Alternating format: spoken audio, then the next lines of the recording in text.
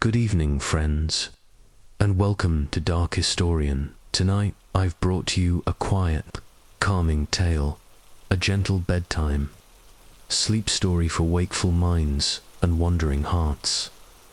This video is part of the Boring History for Sleep Stories series, made to help you unwind and fall asleep fast. In this episode, I'll share soothing sleep stories that invite your thoughts to slow down and your body to let go. If your mind is still busy, or if peace feels far away, you've found the right place. So gently close your eyes, take a deep breath, and let these sleep-inducing chronicles of history carry you into rest. You're silent. Night begins now, with Dark Historian Asterisk Story 1. The Spices, Silk and Sea Breezes, a merchant woman's dawn in medieval Malacca. Asterisk, good evening, quiet traveler. Tonight, you will slip softly into another corner of forgotten history, guided by moonlight, salt air, and the rustling sigh of distant sails. Settle under your blanket, breathe deeply, and let your mind drift beyond time's edges. Tonight, we find ourselves in Malacca, a bustling port city on the Malay Peninsula during the 15th century. Here, at the crossroads of oceans and empires, ships from Arabia, India, China, and across Southeast Asia gather like drifting clouds on a monsoon sky. Each morning begins not with swords or armor, but with the soft hush of woven baskets, the fragrance of crushed cloves and cinnamon, and the shy stirrings of traders rising with the dawn tide. A narrow alley curls between pale timber houses, there, walls latticed with woven palm panels, their roofs pressed down by the weight of early morning mist. At the end of this alley, a small wooden house leans slightly toward the sea breeze, its doorway draped with hanging beads that clink softly when brushed by a passing hand. Inside this home lives Dewey, a merchant woman known along the docks for her skill with silk and spices. She rises before the first rooster cries, her eyes opening to the pale grey light creeping in from the small, slatted windows. A single oil lamp flickers beside her low sleeping mat, its flame weaving long shadows that tremble across the worn wooden floor. She breathes deeply, inhaling the mingled scents of clove-laced oil, last night's rice porridge, and the faint trace of ocean salt that slips under the door each night. Before she moves, she lies still for a few moments, listening to the echo of water slapping against the hulls of docked ships, to the distant call of an early market seller, to the flutter of palm fronds brushing against the roof beams above. Dewey's first act of the morning is gratitude. She turns slowly, resting her forehead against the small wooden idol she keeps beside her mat, a guardian spirit shaped from driftwood, worn smooth by years of gentle hands. She whispers a short prayer for safe trade, for calm seas, for the patience to weave her daily bargains without anger or haste. When she rises, the mat creaks softly beneath her. She moves to a low basin where rainwater collected in the night has settled, cool and clear. She dips a thin cloth into the basin, wrings it out slowly, and begins to wash her face, her neck, her arms. The water is shockingly cool at first, sending a crisp shiver across her skin, but soon it becomes a silent comfort, waking each limb like a morning breeze stirring a sleeping sail. She wipes her face a final time and holds the damp cloth to her forehead, letting the droplets trickle down. Her cheeks, small as tears but without sorrow. Behind her, a thin wooden shelf holds her few morning necessities, a pot of fragrant oil pressed from local coconuts, a bundle of dried jasmine flowers tied with red string, and a shallow dish filled with turmeric paste. She takes the oil first, warming it between her palms, then presses it along her arms and shoulders in slow, spiraling motions. The oil shines faintly under the lamp's glow, leaving her skin softly luminous, like moonlight on calm water. Next, she rubs a pinch of turmeric paste along her collarbones and behind her ears. A simple act meant to protect her from both the harsh sun and unseen spirits that might cling to the morning mists. A thin piece of woven cloth, dyed with indigo and safflower, lies folded nearby. She lifts it carefully, shaking it out so it ripples in the air like a quiet wave. As she wraps it around her body, she moves slowly, making sure each pleat falls just so, each corner tucked with gentle precision. Over this, she drapes a light shawl, its edges embroidered with tiny yellow blossoms, each stitch placed by her grandmother's careful hands decades ago. Once dressed, she turns her attention to the morning fire. A small hearth stands against the wall, its surface darkened by years of smoke and ash. Dewey kneels before it, her fingers moving gracefully as she arranges kindling, dried palm fronds, scraps of old bamboo mats, and small twigs gathered from the alley the evening before. She strikes flint against stone, the first sparks jumping like tiny stars in the dim room. When the fire catches, it breathes upward in thin orange ribbons. She leans forward slightly, feeding it with measured patience. Soon, a pot of water begins to simmer, steam curling up to blend with the morning haze drifting through the open window slats. On a small bamboo tray, she arranges her simple breakfast: a few slices of ripe mango, a scoop of cold rice seasoned with fermented fish paste, and a wedge of coconut flesh wrapped in a banana leaf. She eats slowly, each bite considered as though it were a line of poetry. Between mouthfuls, she pauses to sip warm ginger tea, the sharp warmth rising through her chest and clearing the fog from her mind.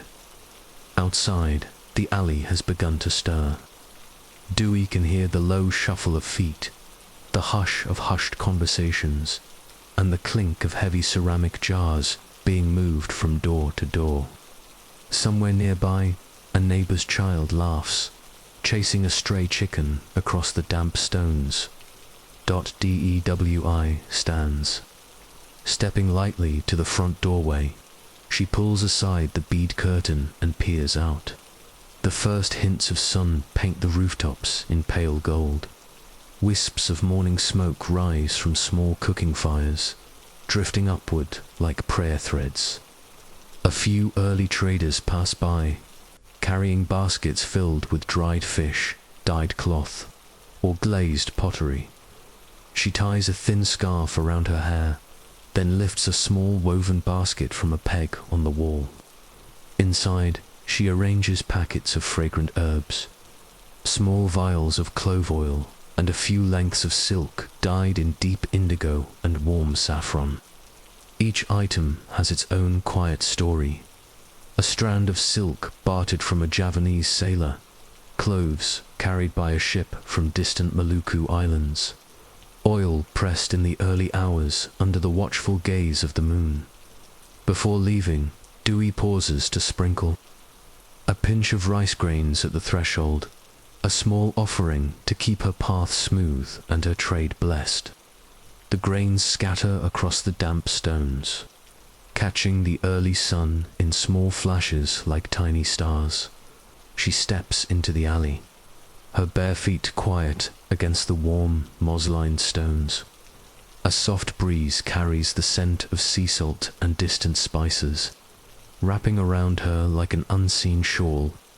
As she walks, she greets her neighbors with small nods and gentle smiles. Each greeting is quiet, but carries a depth of shared understanding.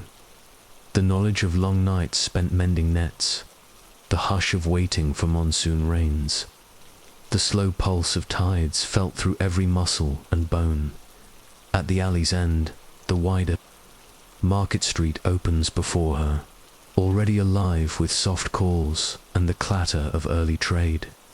She moves through the crowd like a small boat slipping between larger ships, her basket cradled carefully against her hip.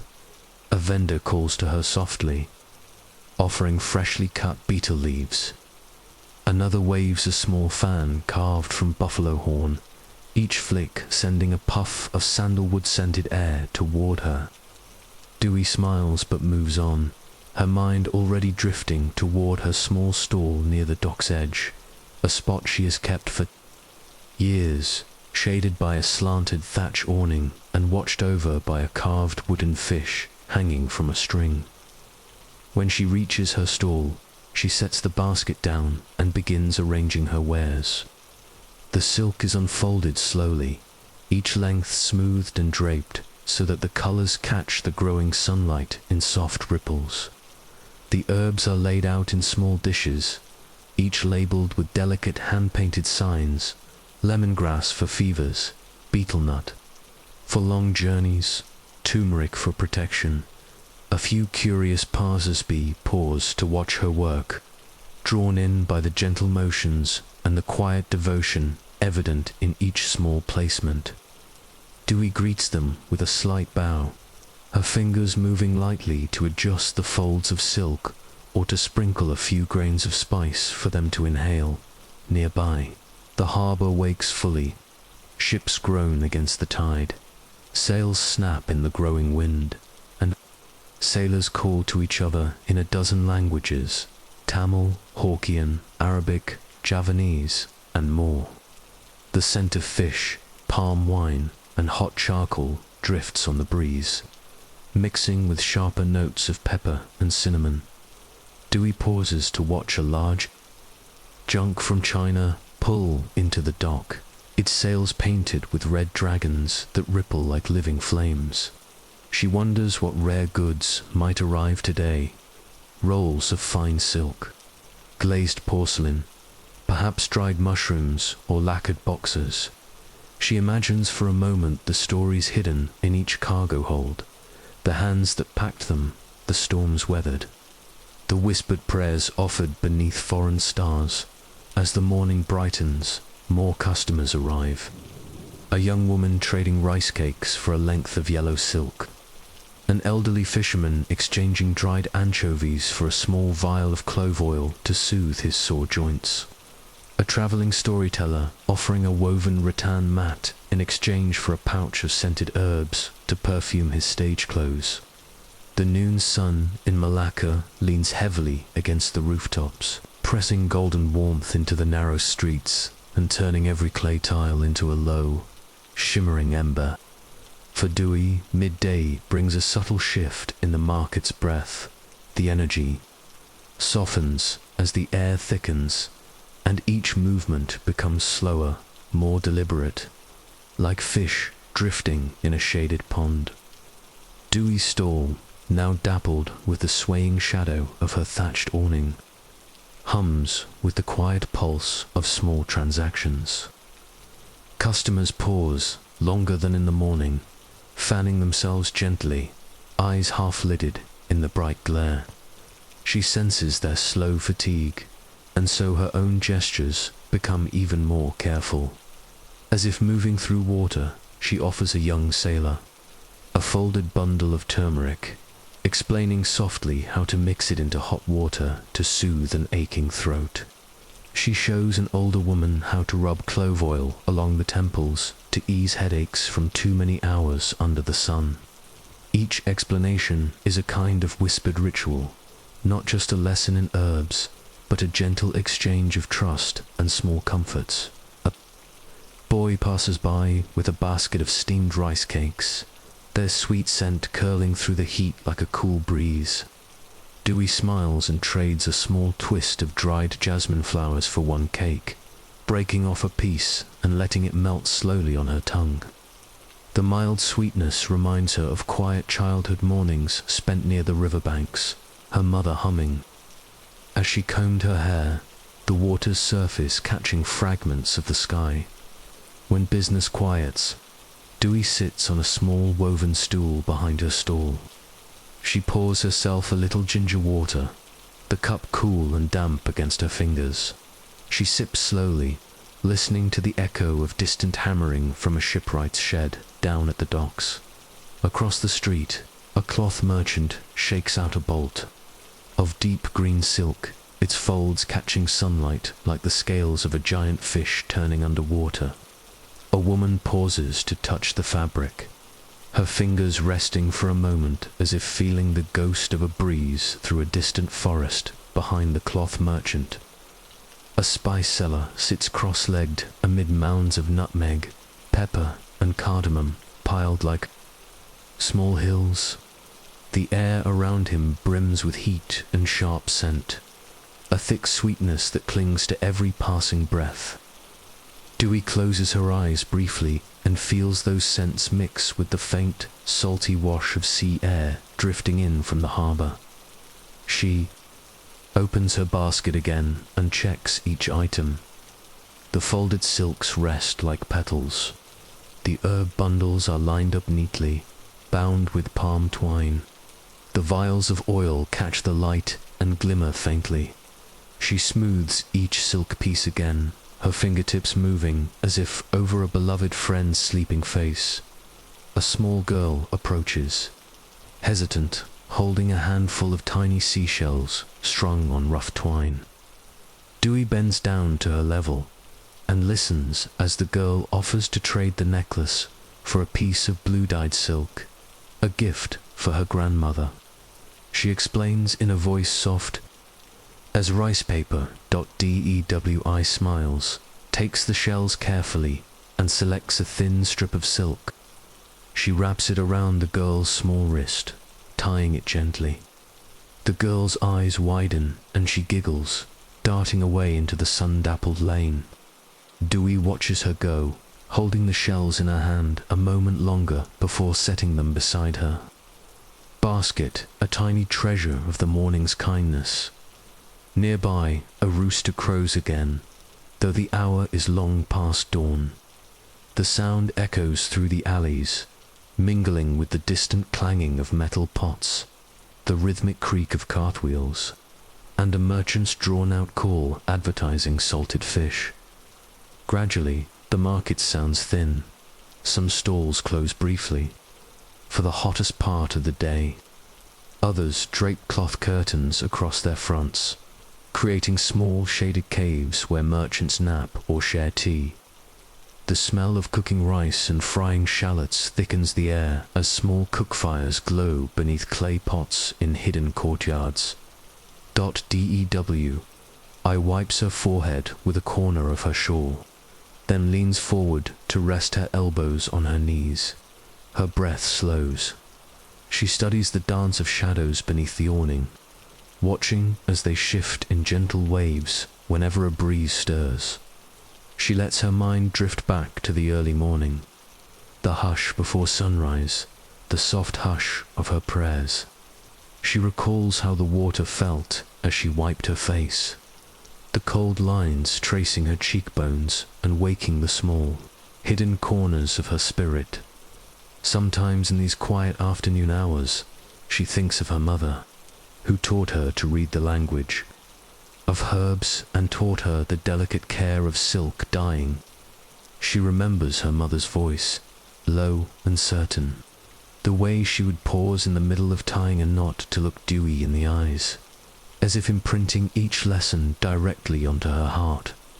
She smiles faintly and glances at the shells again. She can almost hear her mother's laugh echoing from the river's edge, carried by dragonflies and drifting reeds. A gentle rattle interrupts her memory. An older man appears, leaning heavily on a bamboo cane, his back stooped from years of sea. Labor. He carries a small cloth bundle under one arm.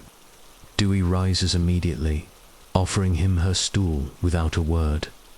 He sits with a grateful sigh and places the bundle in her hands. Inside are dried ginger roots and a small piece of cracked porcelain painted with blue peonies. In exchange, he asks for a vial of clove oil and a sprig of dried lemongrass. to brew for his chest pains. DEWI moves slowly, measuring each portion with a practiced care that feels more like a lullaby than a transaction. She sets the items in a small woven pouch and places it into his hand, folding his fingers gently around it. The old man thanks her, his voice barely above a whisper, and shuffles away into the sun, his figure wavering like a paper lantern in a light breeze. Dewey watches until he disappears behind the drifting curtains of a nearby tea stall by now. The sun hangs low enough that some merchants begin to prepare for evening sales. A fishmonger arranges thin fillets on woven trays, fanning away flies. With a bundle of palm leaves, a flower seller begins to string marigold and jasmine garlands, her fingers moving so quickly they seem to flicker.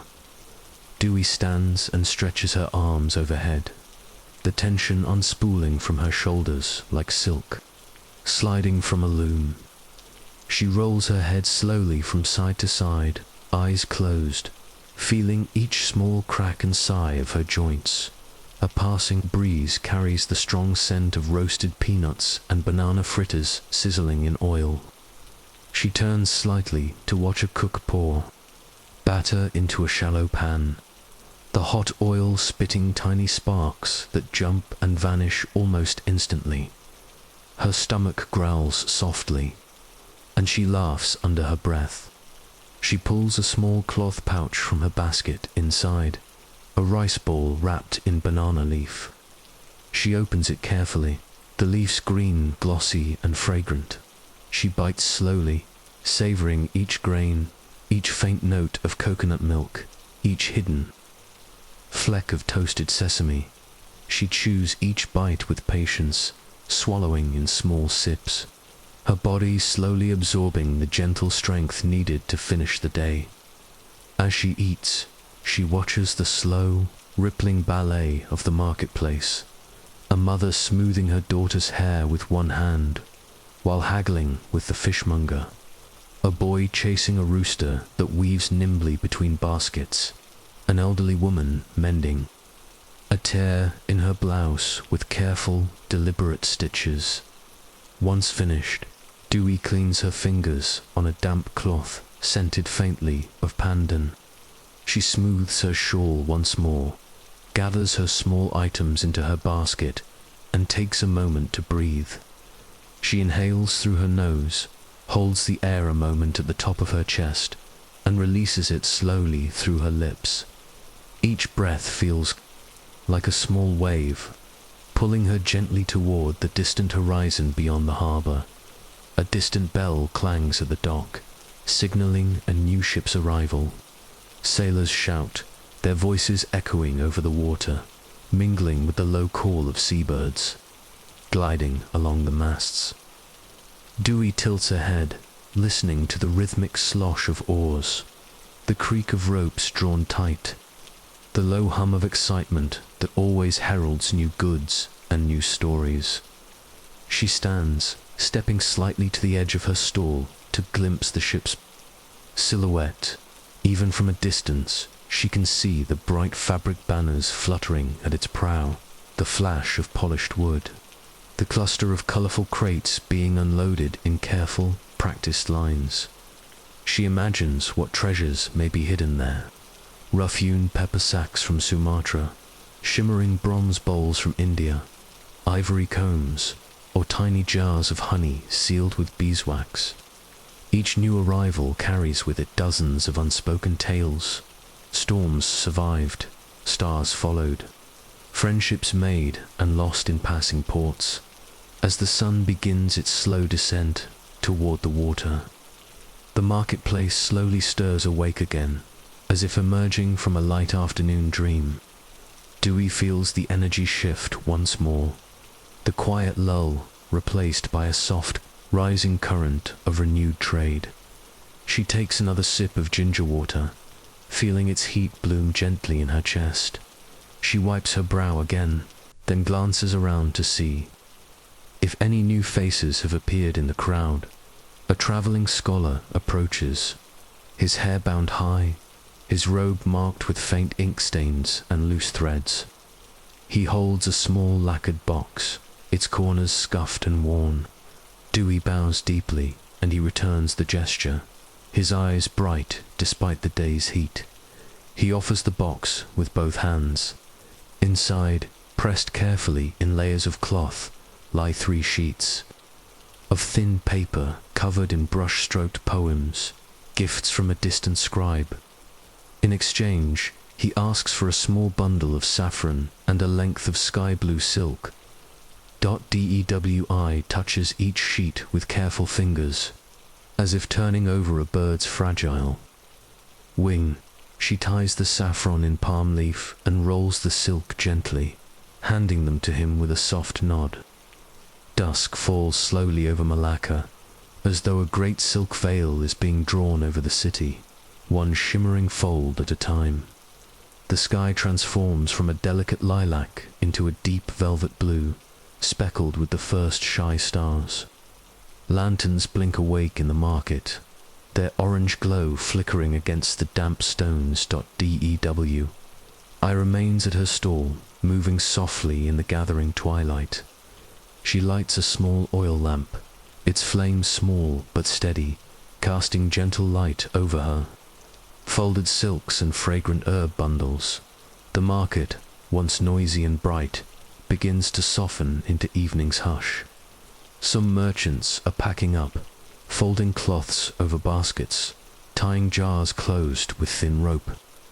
A few prepare for the last wave of evening customers, travelers looking for simple dinners, fishermen seeking remedies for aching joints, or women searching for flower garlands to decorate home altars. A passing vendor offers fried bananas, their sweet scent carried on the cooling breeze. Dewey exchanges a few coins for a small paper packet. She holds the warm fritter delicately, tearing off small pieces, each bite melting on her tongue like a whispered memory. She eats slowly, savoring the sticky sweetness that clings to her fingers. The harbor is still lively at this hour, but its roar has mellowed. Sails flap lazily as ships anchor for the night, ropes creak, and sailors' voices drift over the water in low, rhythmic songs. Small fishing boats return under the rising stars, their lanterns bobbing like quiet fireflies on the darkening waves. As Dewey finishes her meal, she wipes her hands on a small, damp cloth scented faintly with pandan. She smooths the front of her shawl, then stands to gather her goods. The silks are folded again, each piece laid flat with careful, patient hands. The herb bundles are sorted, stray leaves gathered gently and tucked away. Vials of oil are wrapped in cloth to keep them safe through the night. She moves with a kind of quiet ceremony, as if each motion is a prayer, each fold an offering to the unseen spirits that share the night air. She ties her basket closed, its rounded shape cradled easily against her hip. Her small earnings, a few coins, a new seashell necklace, and a slip of poetry are tucked into a cloth pouch at her waist. Before leaving her stall, she pours a small offering of water onto the ground, watching it darken the dusty earth. A simple gesture of thanks to the market spirits, the earth that held her feet all day, and the tides that carried traders safely to her. She steps away from the stall and into the slowly emptying market street. Lantern light glimmers across puddles from an earlier rain, casting small constellations at her feet. She walks lightly, her basket swaying with each measured step. On her way home, Dewey pauses to watch a street performer, a young man balancing a wooden rod on his forehead, tiny clay pots stacked precariously on top. Children gather around, eyes wide, breaths held. The pots sway dangerously, but do not fall. When the act ends, the crowd erupts into soft claps and bright laughter that shimmers into the night air. Dewey drops a small coin into his woven hat and nods with a gentle smile before moving on. Further along, a group of older women sit beneath a mango tree, their hands busy braiding pandan leaves into small packets for cooking. Their voices blend in an easy murmur, an ancient song of gossip and shared chores. Dewey stops to greet them, sharing a small handful of dried jasmine as a quiet gift. They thank her with toothless smiles and invite her to sit, but she bows politely and continues, the scent of jasmine trailing behind her like a thin silver thread. The final stretch of the alley to her home feels cooler now. The sea breeze curls between the wooden walls, carrying the scents of grilled fish, sweet palm sugar cakes, and damp earth. A few doorways glow softly from within, families gathering for simple dinners, children's laughter spilling out in gentle waves. When Dewey reaches her home, she pauses to brush stray grains of sand from her feet before stepping inside. She sets her basket down carefully and unfastens her shawl, hanging it on a bamboo peg by the door. The small wooden idol by her mat greets her in the flicker of her returning oil lamp. She bows her head lightly, a soft acknowledgement of returning. Safely from another day's flow, she kneels by her hearth again, though this time no fire is needed for cooking. Instead, she lights a coil of incense, its smoke curling upward in slow, thoughtful spirals. The scent is gentle, a blend of sandalwood and dried lemongrass, carrying her mind gently toward stillness. Dewey opens her pouch and takes out the day's treasures. She examines each coin, feeling the faint warmth from her palm against the cool metal. The seashell necklace she holds up to the light, turning it so that each pale curve gleams faintly. She touches the edges of the poems, reading the brushstrokes silently, each character breathing its own quiet rhythm. She stores the coins in a small clay pot, sets the shells beside her driftwood idol, and rolls the poems into a bamboo tube to keep them dry and safe. These small, gentle rituals anchor her spirit in the gentle hush of evening, each object a stepping stone toward dream's edge. Before resting, she pours a small bowl of cool water and rubs her feet, massaging each arch slowly as if smoothing out the day's weariness. She presses her thumb along each toe, feeling tiny knots of tension loosen and dissolve.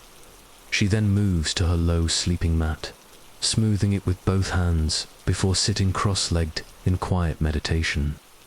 Her breathing deepens, in through the nose, out through slightly parted lips. Her eyes drift half shut, and she visualizes the day as a long river, each moment a ripple, each face a floating blossom, each sound a drifting pebble falling gently into water. A final prayer slips from her lips, so softly it might be mistaken for a breeze. Gratitude for each trade, each safe crossing of the street, each bowl of rice, each small kindness. Gratitude for the sun's warmth and the moon's quiet watch. She lowers herself slowly onto her mat, pulling a thin woven blanket up to her shoulders. The lamp burns low beside her, its flame flickering in the drafts that wander through the small gaps in her bamboo walls. Outside, the night deepens. In the harbor, the last lanterns bob softly, ship bells ring in quiet patterns, and the waves whisper secrets to the moon. Inside her home, Dewey's breathing steadies, deep and even, her body settling into the gentle embrace of sleep. Somewhere in the darkness, a gecko clicks from the ceiling, a small guardian watching over her rest. The beads in the doorway sway slightly, a hush of movement that blends into the sighing night air as her mind drifts. Images flicker behind her closed eyes, silk rippling in a soft breeze, a girl's delighted laughter as she receives a piece of blue cloth the gleam of a single star appearing above the harbor at dusk. These quiet, slow memories cradle her into sleep, weaving around her like a silken cocoon. The world of Malacca continues its hushed dance outside her walls, palm fronds rustling, waves lapping at anchored hulls, old songs drifting between lantern lights, and in this deep, tender darkness, dewy spirit drifts free, floating gently on the timeless sea of dreams, her breath joining the quiet rhythm of the sleeping city. Story 2. The Moonlit Gardens of Cordoba. A night with an Andalusian botanist. Asterisk. Good evening again, dear friend. Let us leave the sea breezes and drifting silks of Malacca behind, and slip quietly westward across the seas and sands into the gentle embrace of the Iberian Peninsula.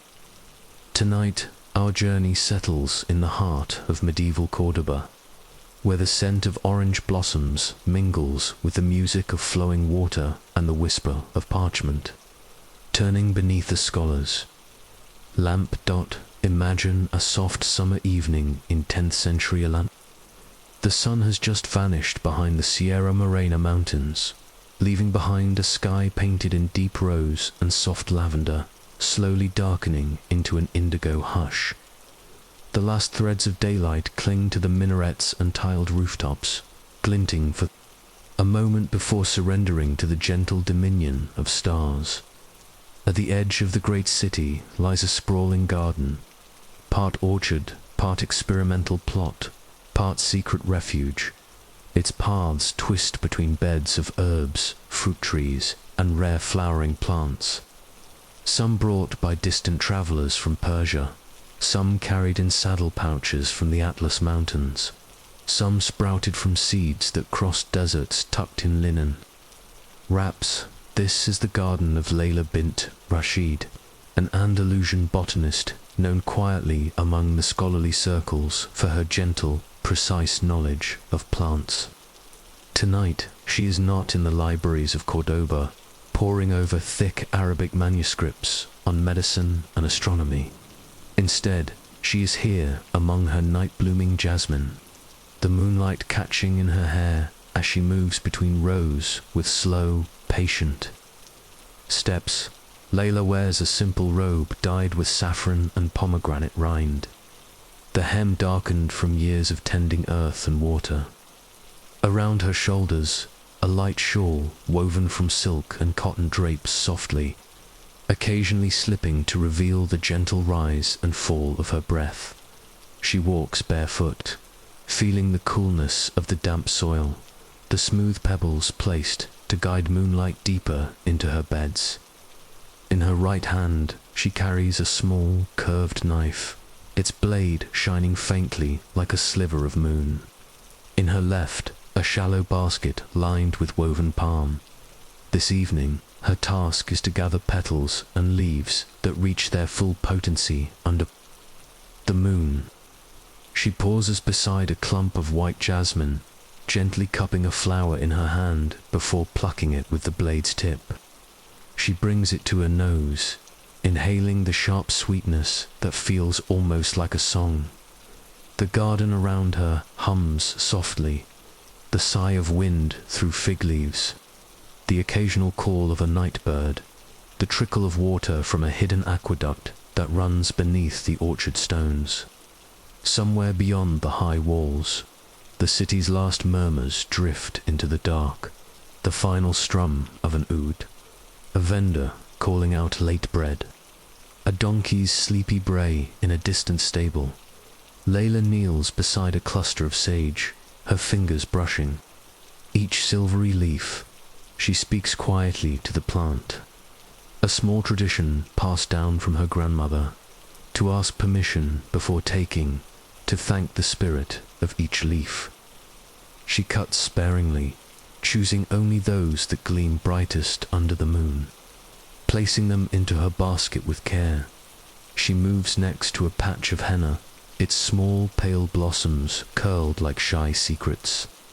From these flowers, she will later make a paste to decorate brides' hands or to dye fabric with soft earthen warmth. She works without hurry, each snip a gentle punctuation in the quiet rhythm of night. At the far edge of the garden, a small pavilion stands. Its arches are carved in delicate geometric patterns that catch starlight in subtle, shifting ways. A low lamp glows within, and beside it sits an array of ceramic jars, parchment rolls, and a few wooden trays covered with cloth. After her gathering, Layla enters the pavilion and sets her basket on a low bench. She removes her shawl, folding it carefully, and dips her hands into a clay bowl of rose water, rinsing away the soft green scent of sage and jasmine. The cool water soothes the warmth of her skin, and she presses her damp palms lightly to her cheeks. By the lamp's steady glow, she unfurls a parchment covered in notes, a careful list of moon phases, water schedules, and small observational sketches of leaf patterns and root shapes. Her writing is a soft, flowing script, each line trailing like a vine across the page. She removes the jasmine petals from the basket first, laying them out on a clean linen cloth. Their perfume rises. Immediately, a ghostly sweetness that seems to swirl into the night air beyond the pavilion's arches. Next, she arranges the sage and henna blossoms, inspecting each leaf for tiny blemishes or stray insects before arranging them in precise lines. Occasionally, she pauses to listen. From the orchard's edge, the gentle call of an owl echoes, deep and distant, folding into the soft murmur of the water channels. A light breeze moves through the arches, rustling the parchment and making the lamp flame sway in small, dreamy arcs. Satisfied with her inspection, Layla turns to her small collection of ceramic jars. One holds honey from her brother's hives. Another, fine olive oil pressed just before spring. She mixes a small amount of crushed sage into the oil, swirling it with a slender wooden spoon. The smell is earthy and grounding, as if she's drawing the entire orchard into the bowl. This oil will be used to soothe fevers and cool inflamed skin. In the next jar, she infuses jasmine petals into honey, a preparation meant to sweeten tea and calm anxious hearts. Each jar is labeled with her careful hand, a single date and the plant's name, along with a short blessing written in tiny script along the edge. She works slowly, her movements as unhurried as the moon climbing, higher above the garden walls. Her fingers glide through each task as though tracing a quiet melody, her breathing deep and even, echoing the night's slow rhythm. When each preparation is finished, she ties the jars with thin linen cloths, securing them with palm twine dyed with madder root. She then wipes the pavilion table gently, gathering stray petals and setting them aside to dry for incense or simple teas. At last, she returns to the garden's edge, her bare feet brushing over cool stones. She stands there, looking out over the moonlit rows of plants, the faint shimmer of dewdrops already starting to form on the broader leaves. In the distance, the minaret's silhouette pierces the night sky, its tip crowned by a star that seems to pause there, steady and watchful. The garden breathes around her, a living, secret world held close beneath the silver veil of the Andalusian moon. Layla closes her eyes, feeling the cool air fill her lungs. Each inhale is a sip of jasmine and night wind. Each exhale a gentle offering back to the quiet earth. Tomorrow the sun will rise, and Cordoba's streets will fill with traders and scholars, children chasing stray chickens, and water sellers weaving between tiled courtyards. But for now, in this still, deep blue hush, the world feels smaller and kinder. In this private garden of moonlight and petals, Layla tends not just her plants, but the deep, slow pulse of life itself. Each leaf, each breath, each passing star a quiet testament to patience and care. The night in Cordoba stretches onward like a silken tapestry, each moment a glimmering thread woven softly through the air. Above the garden, the stars shimmer and tilt, leaning closer to listen as the jasmine releases its perfume. Layla moves back into the pavilion, her mind still half in the moonlit garden and half within the curled letters of her parchment. Tonight she plans to finish a new herbal record, a careful catalogue of medicinal plants and their uses under different moon phases. She sits cross-legged on a low cushion, the lamp casting gentle shadows against her cheeks. Her ink brush hovers above the parchment, pausing in the air as if drawing breath. Then, in a flowing motion, she writes the Arabic word for patience, her hands steady, the ink gliding across the soft, fibrous page. Around her, the pavilion holds. The quiet sounds of water trickling in a ceramic basin, the soft creak of bamboo reeds in the breeze, and the occasional hum of a cicada hidden among the pomegranate leaves outside. Each sound is a small hush against the great dark sky, a comforting rhythm that soothes her mind as she writes. Layla's grandmother once told her that the moon is a healer for the earth and for people alike. When the moon is full, its light draws energy from deep inside the plants, pulling their secrets closer to the surface. In this soft glow, Layla believes she can see each leaf's true voice, each petal's quiet heartbeat as she continues writing. She pauses to think of the patients who will one day receive these remedies, an old potter with stiff fingers from years of shaping clay, a young scholar who spends sleepless nights copying ancient texts, a mother worried for her feverish child. She imagines each face, each quiet gratitude, and feels a gentle warmth in her chest that echoes the lamp's slow golden pulse. Beside her, a small clay jar of pomegranate ink rests, its surface glimmering faintly. She dips her brush again, recording a new entry about a delicate mountain herb she recently received from a Berber merchant. Its scent reminds her of the high, misty peaks far beyond Cordoba, a reminder that even in her enclosed garden, the world is wide and constantly reaching in, like moonlight slipping through a lattice window. Outside, the wind shifts slightly, and the faint scent of orange blossoms drifts into the pavilion. Layla inhales, closing her eyes to savor the sudden sweetness. She recalls the first time she pressed orange blossom oil into a salve, how the fragrance lingered on her fingers for hours afterward, curling around her thoughts like a soft ribbon.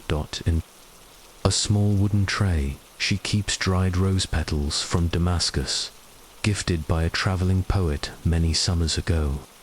She lifts the tray gently now, sifting through the petals, their color faded to a dusky pink but still fragrant when crushed between thumb and forefinger. She sets aside a few petals, planning to blend them with ground almonds and honey to create a gentle skin balm. Each movement is careful, unhurried, as if every gesture were a whispered prayer. From a shelf, she takes down a small copper bowl and a narrow grinding pestle carved from olive wood.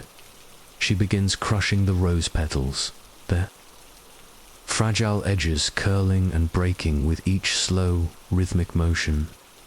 The soft crackle of petals in the bowl sounds almost like distant footsteps on dry leaves. She adds a drizzle of honey and a sprinkle of finely ground almonds, working them together into a smooth, fragrant paste. The scent blooms around her, filling the small pavilion with a sweetness that seems to sway in the air, tugging gently at the edges of her consciousness. Between mixing, she lifts her gaze to the garden beyond the archway, The moon has climbed higher now, bathing the orchard in a liquid glow. She sees the broad fig leaves catching silver light, the slight swaying of citrus branches, and the glitter of dewdrops gathering along the tips of sage and thyme. When the bomb is finished, she scoops it into a tiny jar carved from polished gourd. She smooths the top with the back of her spoon, then ties a square of linen over it, sealing it with a strand of indigo-dyed thread. She holds the jar in her palm for a moment, studying it in the lamp's glow, as if offering thanks before setting it aside. Layla stands and stretches her arms overhead, feeling her shoulders loosen, her spine gently lengthen. The lamp flickers as a new breeze stirs, carrying with it a chorus of distant bells from the mosque tower, signaling the hour deep in the night. She steps into the garden again, this time to walk the narrow paths beneath the moon's gaze. Her bare feet whisper over the smooth pebbles, the coolness rising into her skin like a soft tide. She stops at each plant, her fingers grazing the edges of basil, mint, and lemon balm, offering small words of gratitude. At the base of an old olive tree, she kneels, pressing her forehead lightly against its trunk. This tree has stood longer than most homes in the city, its roots threading deep into the hidden stories of the earth below. She feels its quiet strength, the silent memory of countless sunrises and moonlit evenings, the hush of rain on its leaves. When she rises again, her face carries a serene calm, as though she has borrowed a piece of the tree's slow wisdom. In a far corner of the garden lies a small pond, edged with flat stones and fringed with water mint and small reeds. The surface mirrors the moon and stars, a liquid sky cradled by the earth. Layla kneels beside it, dipping her hands into the cool water, watching the ripples expand outward in gentle rings. She brings her wet hands to her face, feeling the night's softness gather along her cheeks and forehead. Her reflection trembles in the water, a blurred vision of moon and stars woven into her hair and eyes. She sits there quietly for a while, listening. In the distance, a nightingale begins to sing, its notes spiraling upward, delicate and steady. The song wraps around her like a silken cloak, a reminder that some forms of beauty exist only in the dark, blooming under the watchful eyes of the moon. At last, she stands, her movements as slow and fluid as moonlit waves. She returns to the pavilion to put away her jars and parchment, stacking each piece carefully. She closes the ink jar, wipes her brush, and folds her notes, tying them with a narrow strip of linen. Before she leaves, she extinguishes the lamp with a gentle breath. The sudden darkness feels soft rather than heavy, a velvet cloak that settles over the garden, inviting each plant and stone to rest. She steps into the night's embrace, her figure merging with the silver shadows that drift between citrus trees and low archways. The garden holds its breath, a sacred stillness blossoming beneath the stars. Tomorrow, the sun will return, bringing with it warmth, bright petals unfurling, and visitors seeking remedies and stories. But for now, the moon rules alone, and Layla walks its quiet kingdom as guardian and companion, each step a blessing, each breath a gentle promise to nurture what grows in both earth and spirit. The deep night in Cordoba grows thicker now, a velvet tapestry where stars hang like small lanterns left by unseen hands. The coolness settles in quiet layers over rooftops and archways, over citrus groves and silent courtyards. In late garden, the moon hovers above the olive tree, casting pale, shimmering paths across the damp earth. Layla walks the outer edge of her orchard, the soles of her feet brushing fallen petals and stray pebbles. In her hands, She carries a small wooden box tied with thin strips of linen. Inside are her night-gathered treasures: jasmine petals, sage leaves, henna blossoms, and a few strands of fresh mint she plucked as the night turned cool. She moves, slowly, as though every step measures time itself. She stops to adjust a thin bamboo lattice propped against the orange tree, guiding new shoots to climb in a gentle spiral. With each touch, she murmurs a blessing, her words drifting into the moonlight and dissolving like mist. When she reaches a small hidden alcove at the garden's edge, Layla kneels and sets her wooden box beside her. This nook is her private refuge, a quiet corner walled by fragrant shrubs and climbing night-blooming flowers. A shallow clay basin lies before her, half filled with rainwater from the previous week's gentle storm. She opens the box and begins her final nightly ritual, a moon water infusion, prepared only once each lunar cycle. One by one, she drops petals and leaves into the water, each creating delicate ripples that catch fragments of starlight. The jasmine petals float like tiny crescent moons, the sage leaves curl softly, and the henna blossoms sink slowly, their pale forms dissolving. Into the basin's glassy surface, Layla lifts a small silver spoon, stirring the water gently, clockwise at first, then counterclockwise. As she stirs, she chants a line from an old Berber song her grandmother taught her. Under moon and stars, the earth listens. Under moon and stars, the heart softens. The words feel smooth against her tongue, like river stones polished by endless current. As she repeats them, her mind slows, her thoughts unspool into gentle spirals, echoing the water's soft swirl. Finished.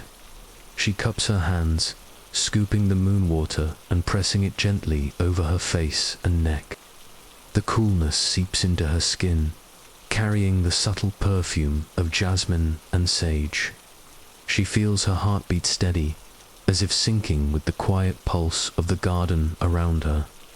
Layla sits back on her heels, tilting her head to watch the moon framed by the leaves above. Her thoughts drift to her father, who taught her to listen to the silence between sounds, and to her mother, who showed her how each plant has a secret, a hidden sigh only heard when you are very still.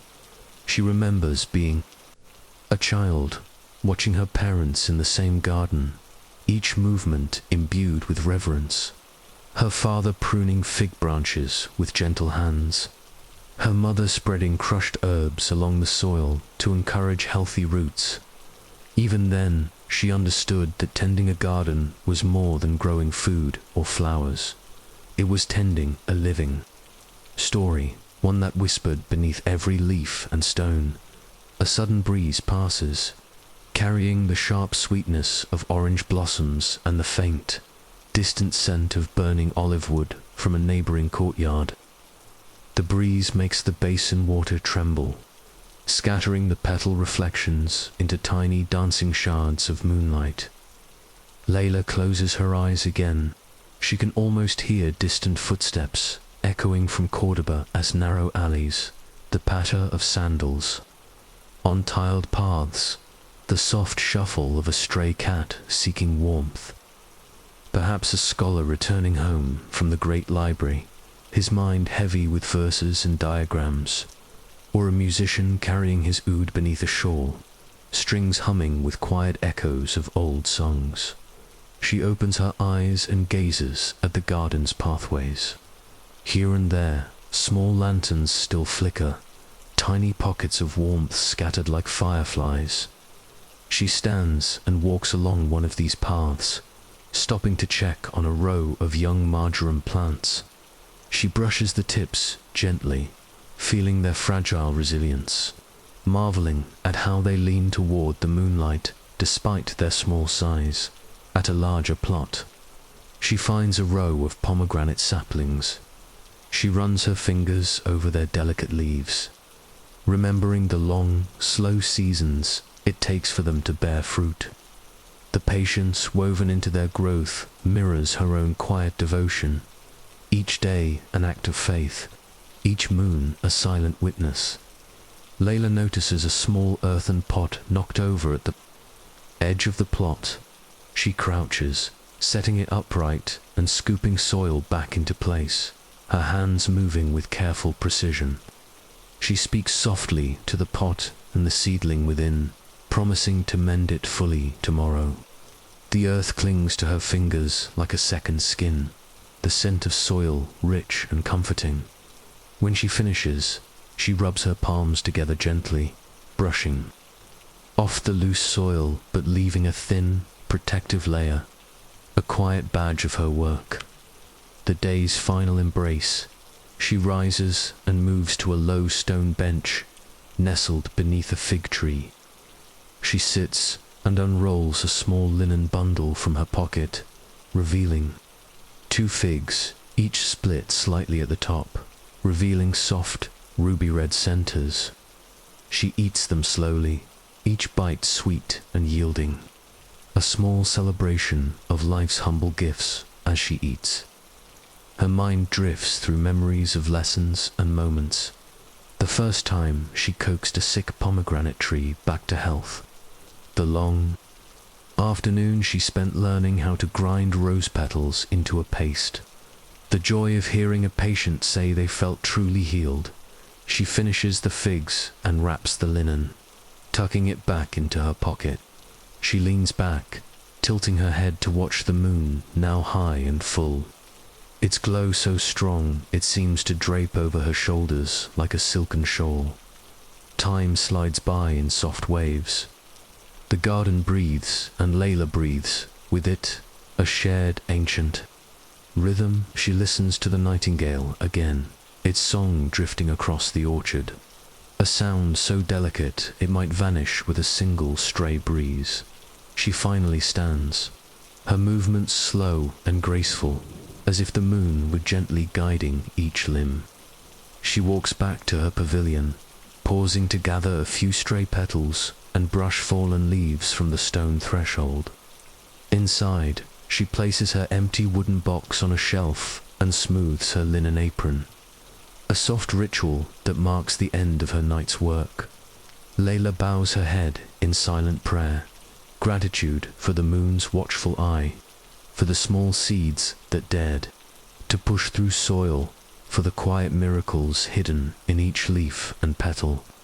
She thanks the night for its calm, for the solitude that lets her hear her own breath and the soft sigh of the earth. She blows out the last lantern, and darkness folds around her like an old friend's embrace. She steps into her small sleeping alcove, rolls out a thin mat woven from reeds, and lays a folded shawl at her head. She lies down slowly, arranging her body so each joint feels cradled, her spine lengthening softly into the mat. She draws a thin cotton blanket over her chest, its weight light yet comforting. Like a moonbeam woven into cloth, her eyes drift half closed and her breathing deepens. With each slow inhale, she draws in the night's sweetness, the memory of jasmine, the hush of water, the cool kiss of moonlit air. With each exhale, she lets go of the small tensions gathered in her hands and shoulders, releasing them into the quiet garden beyond. The last image in her mind is of the moonwater basin, its surface shimmering with floating petals, a private universe held in her palms. She imagines herself dissolving into that gentle pool, her thoughts turning into ripples, her dreams blooming like nocturnal flowers under starlight. In this deep, hushed darkness, Layla finally surrenders to sleep. Outside the garden stands. Watch, each leaf holding a shard of moonlight, each root whispering lullabies to the slow, pulsing earth.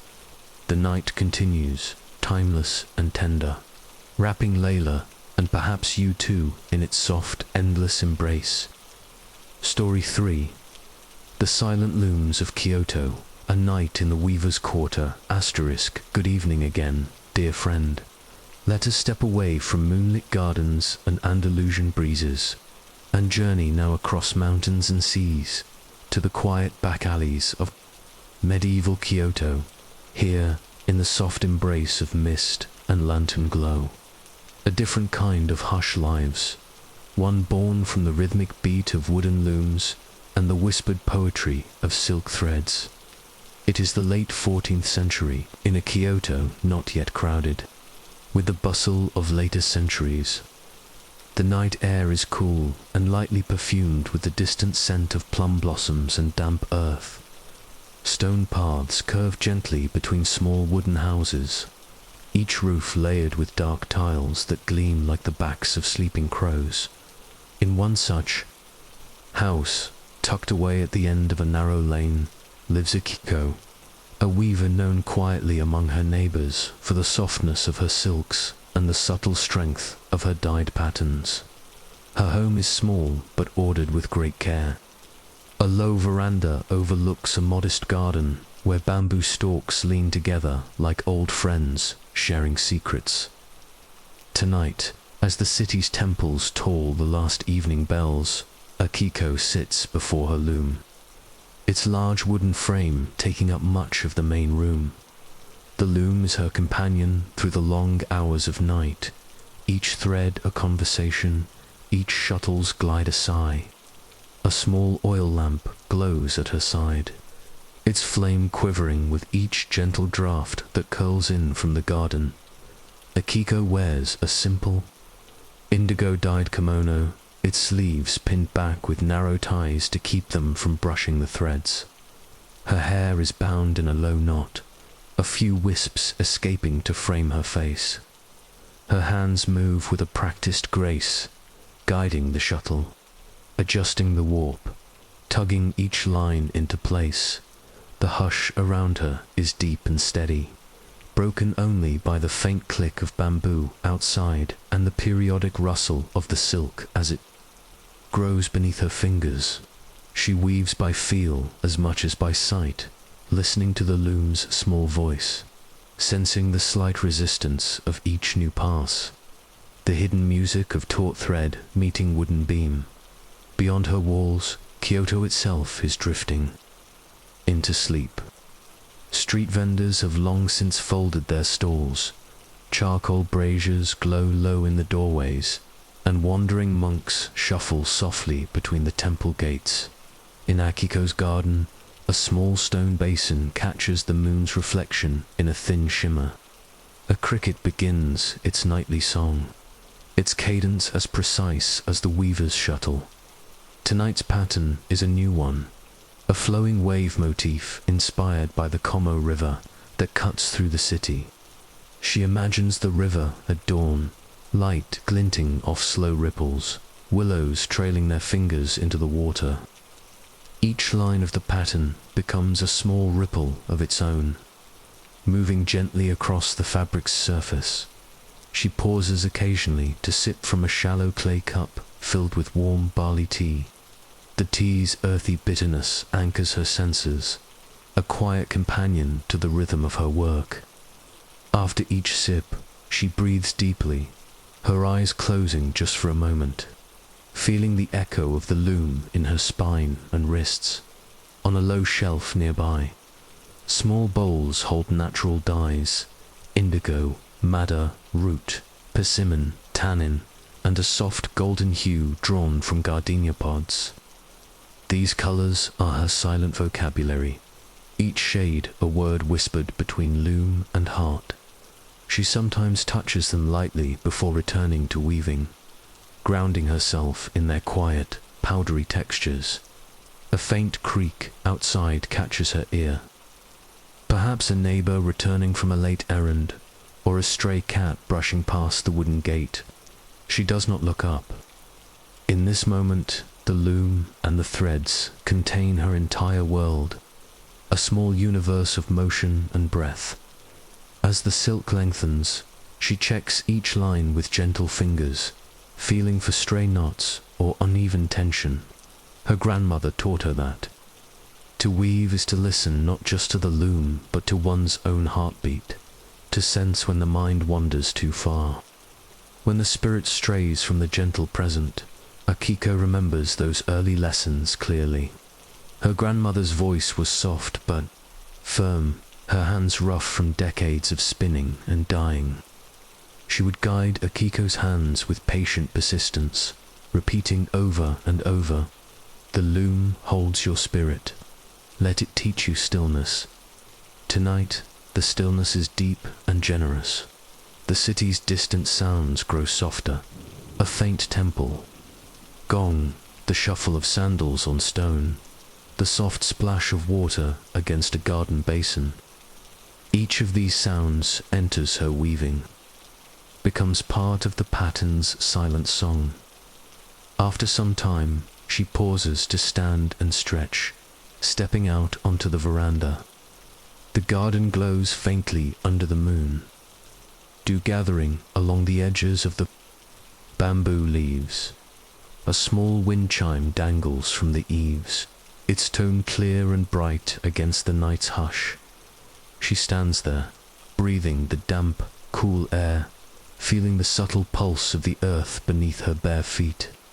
Looking down, she notices a single plum blossom fallen onto the wooden boards, its pale petals tinged with moonlight.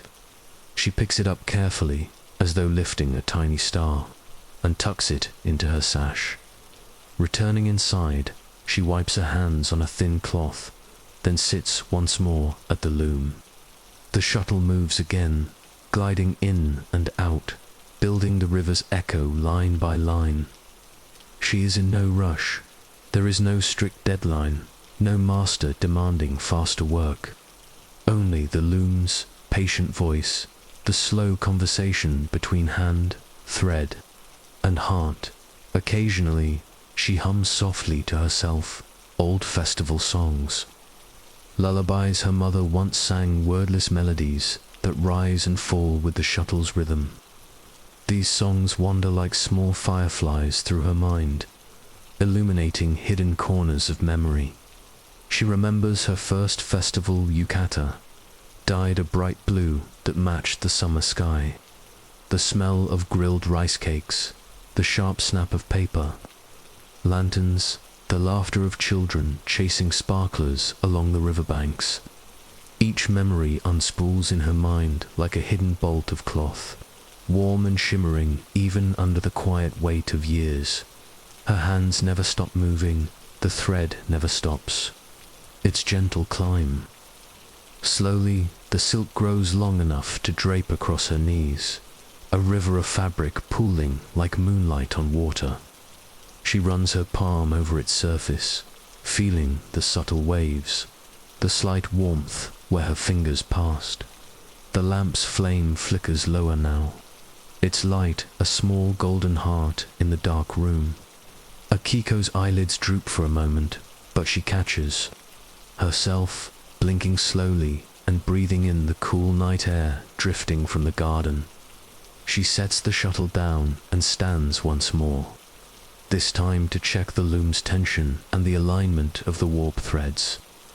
Satisfied, she lowers herself onto her cushion and places her hands together in her lap, closing her eyes fully this time. For a moment, there is no weaving, no tea, no moonlight, only breath and heartbeat, the loom's presence like a calm friend nearby. She imagines the river again, the soft push of water against her ankles, the smell of damp moss and morning mist. After this small meditation, she opens her eyes and looks at the unfinished silk. A quiet sense of gratitude wells within her. Gratitude for the loom, for the thread, for the night that offers such deep, undisturbed hours. She reaches forward and lifts the shuttle once more, setting it gently against the warp as if tucking it into a small bed for a nap. With a final glance, she smooths the woven section with her hands and folds a light cloth over it, shielding it from stray dust and insects. As she sits back, the room seems to breathe with her, the bamboo rustling. Outside, the lamp sighing its last gentle flicker, the hidden heartbeat of Kyoto slipping softly into the deeper currents of night.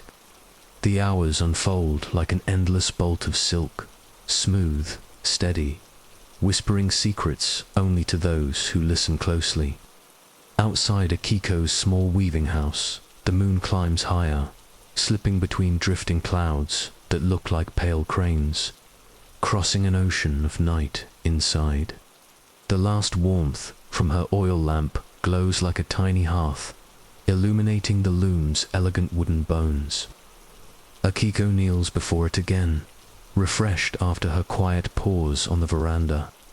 She presses her palms together in a small bow of respect before resuming.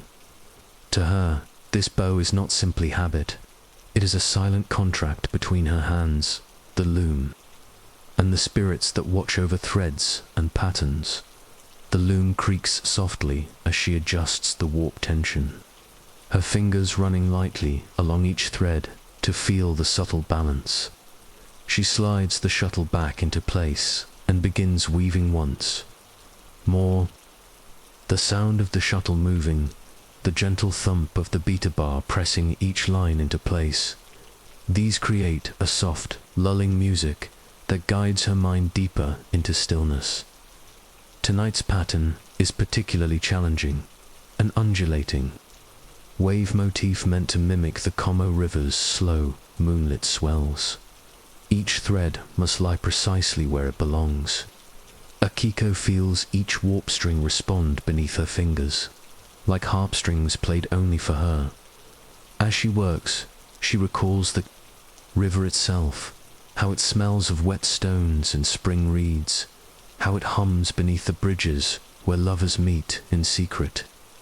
Once, when she was still a child learning to weave, she visited the river at dawn, dipping her hands into the chilled current and promising to capture its spirit someday in her cloth. Now, years later, she holds that promise in each slow pass. Of the shuttle, every ripple woven into the silk is a small echo of that early morning vow, a private prayer repeated again and again beneath the moon's quiet gaze. She pauses to sip her barley tea again, the clay cup warmed slightly from her hands. As she drinks, her eyes drift to the small shrine shelf above her loom. There rests a tiny lacquered box containing a few strands of her mother's hair, a charm her grandmother once wore, and a scrap of paper with a short poem. The moon pulls, the tide, the heart pulls, the thread. The poem feels like a hidden map, guiding her through the night. She touches the box lightly with her fingertips, then sets her cup aside and returns to the shuttle outside. The wind rises for a moment, rustling the bamboo and setting the wind chimes singing softly. The sound seems to enter the room and drift around her shoulders like a thin silk shawl. She closes her eyes and listens in that stillness. She feels the entire city breathing, merchants sleeping beside their folded goods, monks chanting soft sutras under temple eaves, stray dogs curled. In alleys, children dreaming of summer lantern festivals. The city feels small and tender, held lightly in the moon's palm. She opens her eyes and leans forward once more. The shuttle moves, the thread tightens, the pattern grows. Each pass is a meditation, each knot a tiny heartbeat in the vast tapestry. Of night, time stretches and bends around her. She forgets whether she is woven for an hour or 3. The only markers are the subtle shifts in the moonlight slipping across the wooden floor, the cooling of her tea, the deepening hush beyond the garden walls. At last, she stops to inspect her work. She lifts the fabric slowly, running her palm. Across the woven surface, the wave motif emerges beautifully, its arcs as soft as whispered words, its rhythm echoing a distant river's quiet call. She smiles, a small, inward curve of the lips that feels like the unfolding of a blossom at dawn. She folds the fabric carefully over the beam, then rises to her feet. The floor is cool under her toes, grounding her after hours of sitting. She walks to the small garden outside, stepping over the wooden threshold with a reverent bow. The night air wraps around her immediately, damp and fragrant with moss and dew. She moves to the stone basin and dips her hands in the cool water, feeling the night's pulse through her fingertips. As droplets fall back into the basin, they create tiny circles that shiver outward, overlapping like small echoes of moonlight on the river's surface. She stands and breathes deeply, closing her eyes. The bamboo leaves shift gently above, and somewhere beyond, a distant bell tolls softly, signaling a turning hour that belongs more to the moon than to any human clock. Akiko looks up at the moon. She lifts her hands and imagines for a moment that she is weaving its pale light into her fabric, each strand a fragment of moon's silver, each thread a captured breath of night. She recalls how, as a girl, she would sneak onto the roof with her mother's old quilt and lie there, tracing the stars and feeling the universe's endless weave above her. In those moments, she believed each star was a tiny knot, a careful stitch in an infinite cloth. Now, she carries that quiet wonder in her daily practice, each woven piece an offering to that vast, shimmering expanse. Back inside, she gently gathers her tools, arranging them on a small tray: the shuttle, the spare bobbins, a tiny wooden comb for smoothing stray threads. She wipes each piece clean with a soft cloth, moving slowly and mindfully. Her grandmother had taught her that each tool should be thanked, as they, too, carried a spirit. She ties a strip of indigo cloth around the shuttle, a small protective gesture passed down through generations. She places the finished length of silk into a thin wooden drawer lined with handmade paper, folding it so no crease disturbs its pattern. Before closing the drawer, she places a sprig of fresh pine needles inside, believing they bring resilience and ward away moths. The pine's subtle, crisp scent fills the room, mingling with the last whiffs of her cooling tea. Akiko returns to the loom, placing her palms lightly against its wooden frame. She bows her head, offering silent gratitude for the threads, for the moonlight, for the patient hours that flow like the Kamo River beneath her hands. She stands, lifting her small lamp.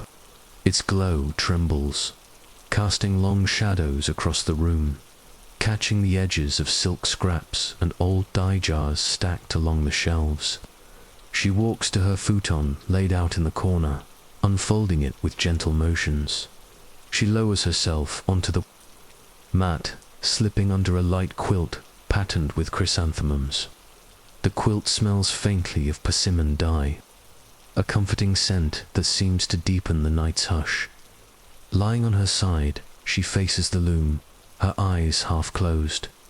She imagines the shuttle still moving in the moonlight, even as she drifts toward sleep, a quiet echo that rocks her into dreams. In her mind, she stands again at the Como River, the water cooled around her ankles, moonlight dripping over the current like liquid silk. She feels the weight of the shuttle in her hands, the sound of bamboo leaves in the breeze, the scent of fresh dye waiting in clay pots nearby. Akiko exhales slowly, her breath a long, gentle wave that carries her spirit deeper into the dark, luminous sea of night. The loom, the moon, and her heartbeat merge into one slow, infinite rhythm. And so the weaver's quarter sleeps, every thread at rest, every loom holding the echo of its silent music, every dream gliding gently beneath the moon's tender watch. Dawn remains far beyond the horizon, but the night has begun to shift, a subtle, silvery turning felt first in the cooling of the earth, and the soft sigh of bamboo leaves against the wooden eaves. Inside her quiet weaving room, Akiko stirs softly on her futon. Her eyes open, half-lidded and hazy, the dream of moonlit rivers still shimmering at the edges of her thoughts. She listens for a moment to the stillness, the hush that only deep night offers, when the world is neither fully awake nor entirely. At rest, she sits up slowly, folding her quilt with careful, practiced hands. Each fold feels like a small bow to the night itself, an acknowledgement of the gift of rest. She stands, stepping lightly across the floor toward her small shrine shelf. Lighting a slender stick of incense, she bows her head. The faint curl of smoke rises, delicate and searching, like a whispered question to the ancestors and guardians who watch silently from beyond. She closes her eyes, her palms pressed together, and offers silent gratitude for the threads that did not break, for the dye that held its true color, for the moon that guided her fingers without fail. After a moment, she blows gently, sending the incense smoke trailing in graceful spirals through the room. It weaves around the loom and drifts toward the shelves of dye jars and thread bobbins, blessing each corner of her small world. Akiko turns next to a small water basin she keeps inside during cooler nights. She scoops water with a ladle, washing her face slowly. The chill sharpens her mind, yet keeps her deeply rooted in the quiet rhythm of the night. Droplets slip down her neck and gather in the hollow of her collarbone before disappearing into the fabric of her indigo robe. She dries her face with a thin linen cloth, then steps toward the loom. Although she spent much of the night weaving, she feels a gentle pull to finish one more section before true dawn breaks. She runs her fingers along the warp, checking for shifts or slackness. Each thread hums faintly beneath her touch, a silent chorus of potential energy waiting for her guiding hand. She lifts the shuttle again, beginning the same careful dance as before. Outside, the moon has started to lower, its bright eye softening into a pale pearl behind drifting mist. The wind has calmed, leaving the bamboo leaves nearly motionless, as if holding their breath to listen. Akiko weaves, slowly now, her mind slipping into a state beyond thought. Each pass of the shuttle a quiet prayer, each gentle press of the beater a heartbeat echoing through the wooden frame. Her grandmother called this the weaver's trance, a place where one becomes less a person and more a moving piece of the loom itself. In this trance, memories rise and drift by like petals. On a stream, she remembers walking with her mother to the dyer's workshop, carrying baskets of silk threads and pomegranate skins. The smell of boiling dye vats, the shouts of apprentices, the patient movements of the master dyer, stirring great wooden paddles through gleaming, steaming water. She remembers evenings spent untangling thread under the lamplight, her grandmother telling her stories of fox spirits who wove illusions so fine that even moonlight could not see through them. And she recalls her first sale at the spring market, a bolt of pale blue silk that an old poet bought to line his ceremonial robes. When he touched the fabric, his eyes softened, and he whispered that it felt like morning mist on mountain pines. Akiko had bowed so deeply that her forehead nearly touched the ground, her heart thrumming with a fragile pride that glowed for days. The shuttle slides on. Outside, a nightingale stirs softly, but does not yet sing. The city of Kyoto is poised in a delicate breath. That magical hush, just before temple bells, announce dawn.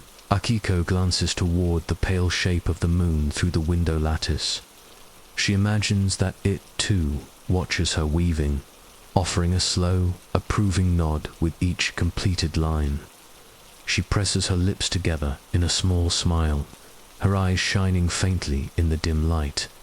Her tea from earlier has gone cold, but she lifts the cup anyway, savoring the earthy scent before setting it back down. A small ritual to mark the passage of time, to tether her wandering thoughts back to the loom. She works until she feels the threads begin to resist her, a sign that they too are ready to rest. Carefully, she lifts the woven length, running her palm along the finished waves, feeling the tiny knots, the quiet strength that lives inside each line. She lays the fabric gently across a bamboo rod, allowing it to hang without creases, its pattern breathing in the last shadows of night. The faintest hint of pale blue now smudges the eastern sky, a delicate promise of morning. From a nearby alley, the distant rattle of a vegetable cart sounds, signaling the slow stirring of the outer world. Akiko stands and brushes stray threads from her robe. She opens the shoshi door to her small garden, stepping into the cool dawn. Ere a single plum blossom floats past her shoulder and lands on the edge of a stone basin. She kneels and scoops water to wash her hands. The water is cold and clear, biting at her fingers in a way that feels both startling and invigorating.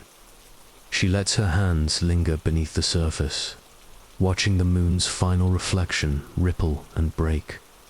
Rising, she moves to check her small beds of indigo and safflower.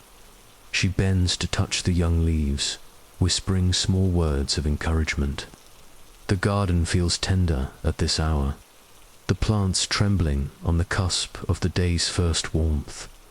A breeze moves through the bamboo grove, finally shaking loose a cascade of dewdrops that sparkle like tiny lanterns in the grey light. Akiko stands among them, arms slightly open, feeling each drop kiss her skin. She returns inside, gathering her tools and straightening the low shelves of thread cones and dye bowls. She folds a small scrap of leftover silk, tying it with a thin string before tucking it into a small drawer.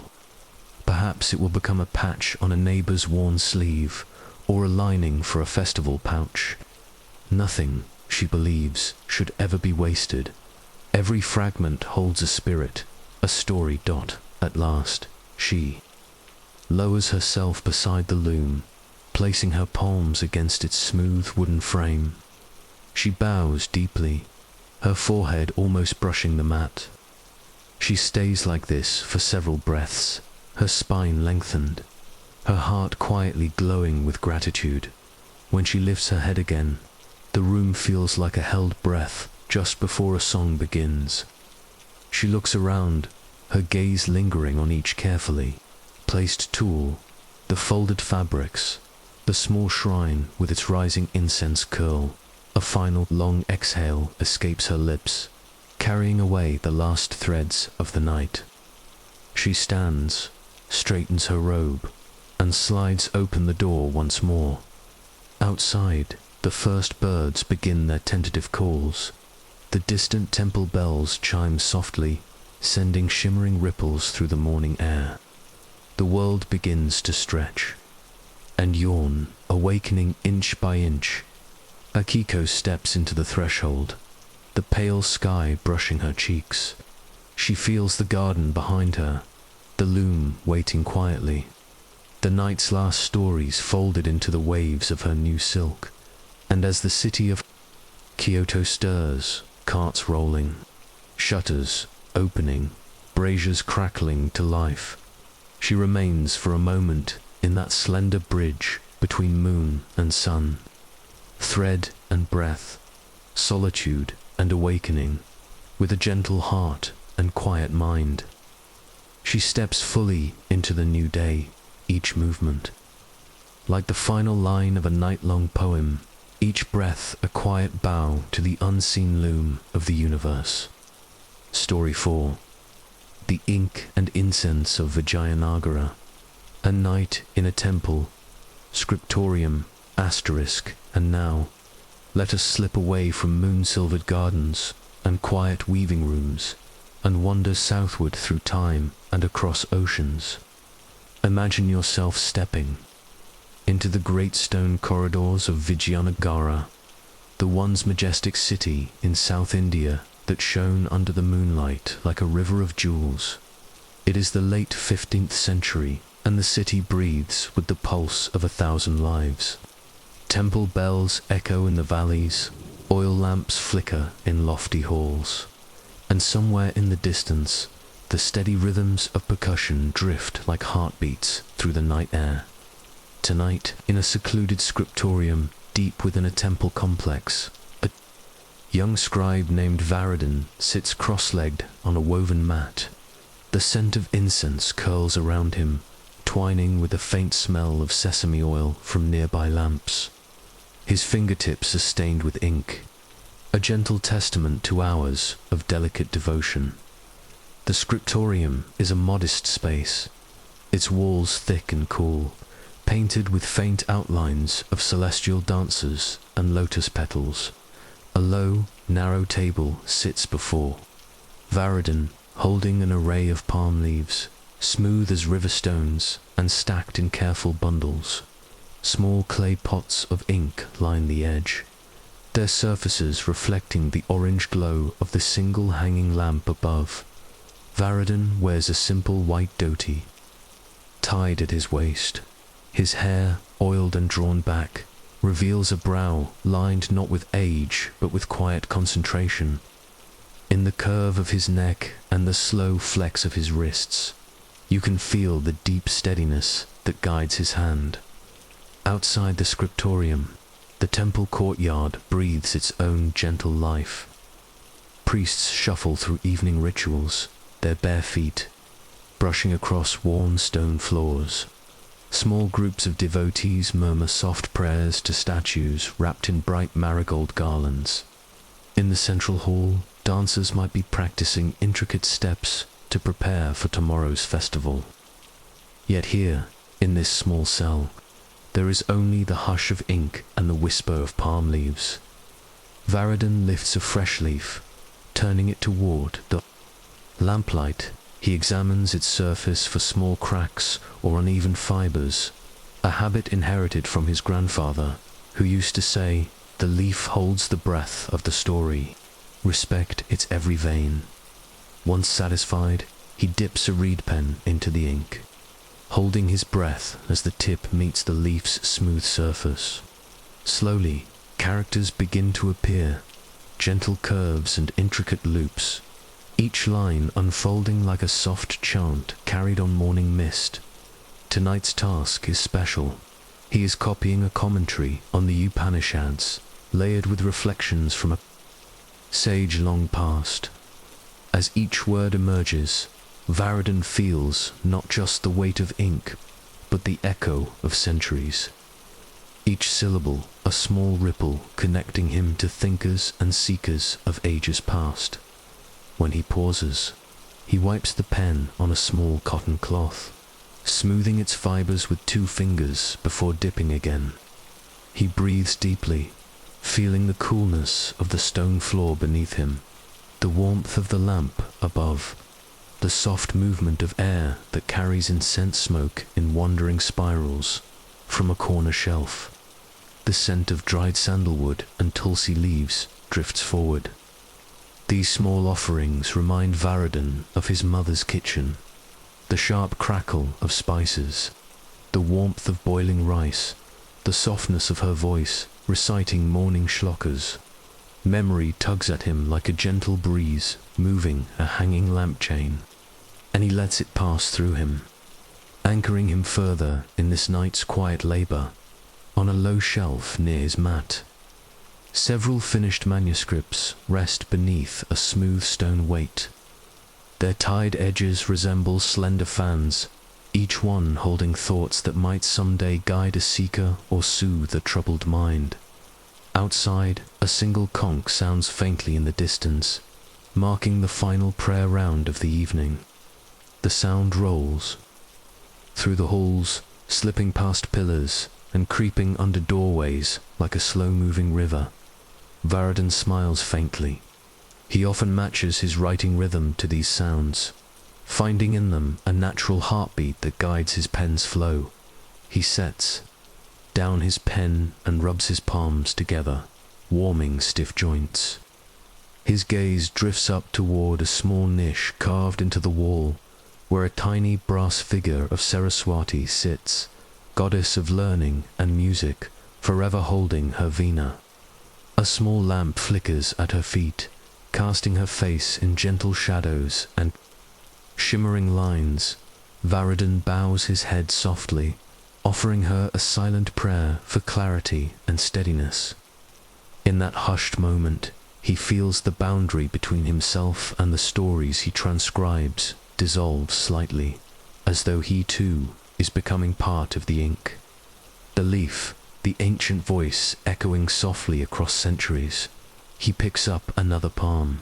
Leaf, this one slightly thicker and bearing natural streaks that run along its length like soft rain. He tilts it, admiring how the lamplight glides across its surface before setting it flat. Once more, the reed pen dips and rises, the tip hovering briefly as if listening for some hidden breath before touching down. Each letter grows slowly, like a plant pushing through damp earth. The curves arch upward and fall again in precise, dance-like gestures.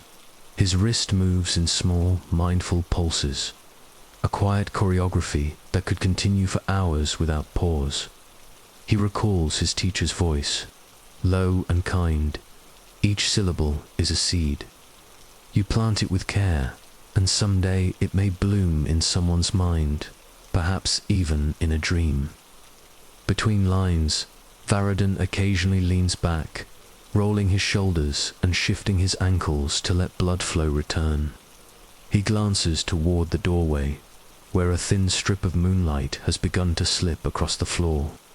It crawls slowly, illuminating tiny motes of dust that drift like golden fireflies in the lamp's glow. In these moments of pause, he sometimes imagines the people who might one day read these words: a traveling monk beneath a banyan tree, a young scholar in the heat of midday, a weary merchant in the glow of a flickering torch. Each reader a future friend, someone he will never meet but to whom he gives this quiet part of himself. He leans forward again, his forehead nearly brushing the leaf, the reed pen ready in his fingers. Another line emerges, another gentle echo, stitched into the tapestry of the night. A soft rustle at the door. A temple attendant arrives, carrying a small brass bowl of warm milk, sweetened with jaggery and cardamom. The attendant bows, placing the bowl beside Varadon without a word. Their eyes meet briefly, a shared understanding passing like a quick, silent greeting on a forest path. Varadon offers a small bow of thanks. He sets the pen aside carefully and lifts the bowl in both hands, savoring the warm, rich scent before taking a slow sip. The sweetness spreads through him, unfurling warmth into his belly and fingers. Easing the night's growing chill, he sets the empty bowl down, wipes his lips, and presses his palms together in quiet gratitude. Another deep breath, another glance at Saraswati's gentle gaze, and he returns to his leaf and ink. Outside, the temple's main courtyard begins to grow quieter as final prayers conclude. Footsteps fade, conch echoes dissolve into the night, and only the gentle sigh of wind remains. Inside, the scriptorium is a small glowing island, a single flame in an ocean of stars. Varadin lifts the next palm leaf, the ink glistening faintly. On the finished one beside it, he listens to the sound of his own breath, as though it were another line being written, steady, soft, carrying him forward through this endless, moonlit scroll of night. Varadin breathes in slowly, holding the warm sweetness of the milk in his memory. The reed pen now feels almost weightless in his fingers, as if it, too, has become a part of his body. He tilts his head slightly to stretch the muscles in his neck. A soft crack sounds in the quiet, but even that feels like a gentle unfolding rather than a sharp interruption. He lifts another palm leaf, examining it under the glow of the small lamp. A soft line runs across its surface, a faint scar, left from when the leaf brushed against the wind during its life. Varadin smiles faintly. Every leaf remembers the wind, his teacher used to say, and so he writes around it carefully, allowing the scar to remain visible, a testament to its own quiet journey.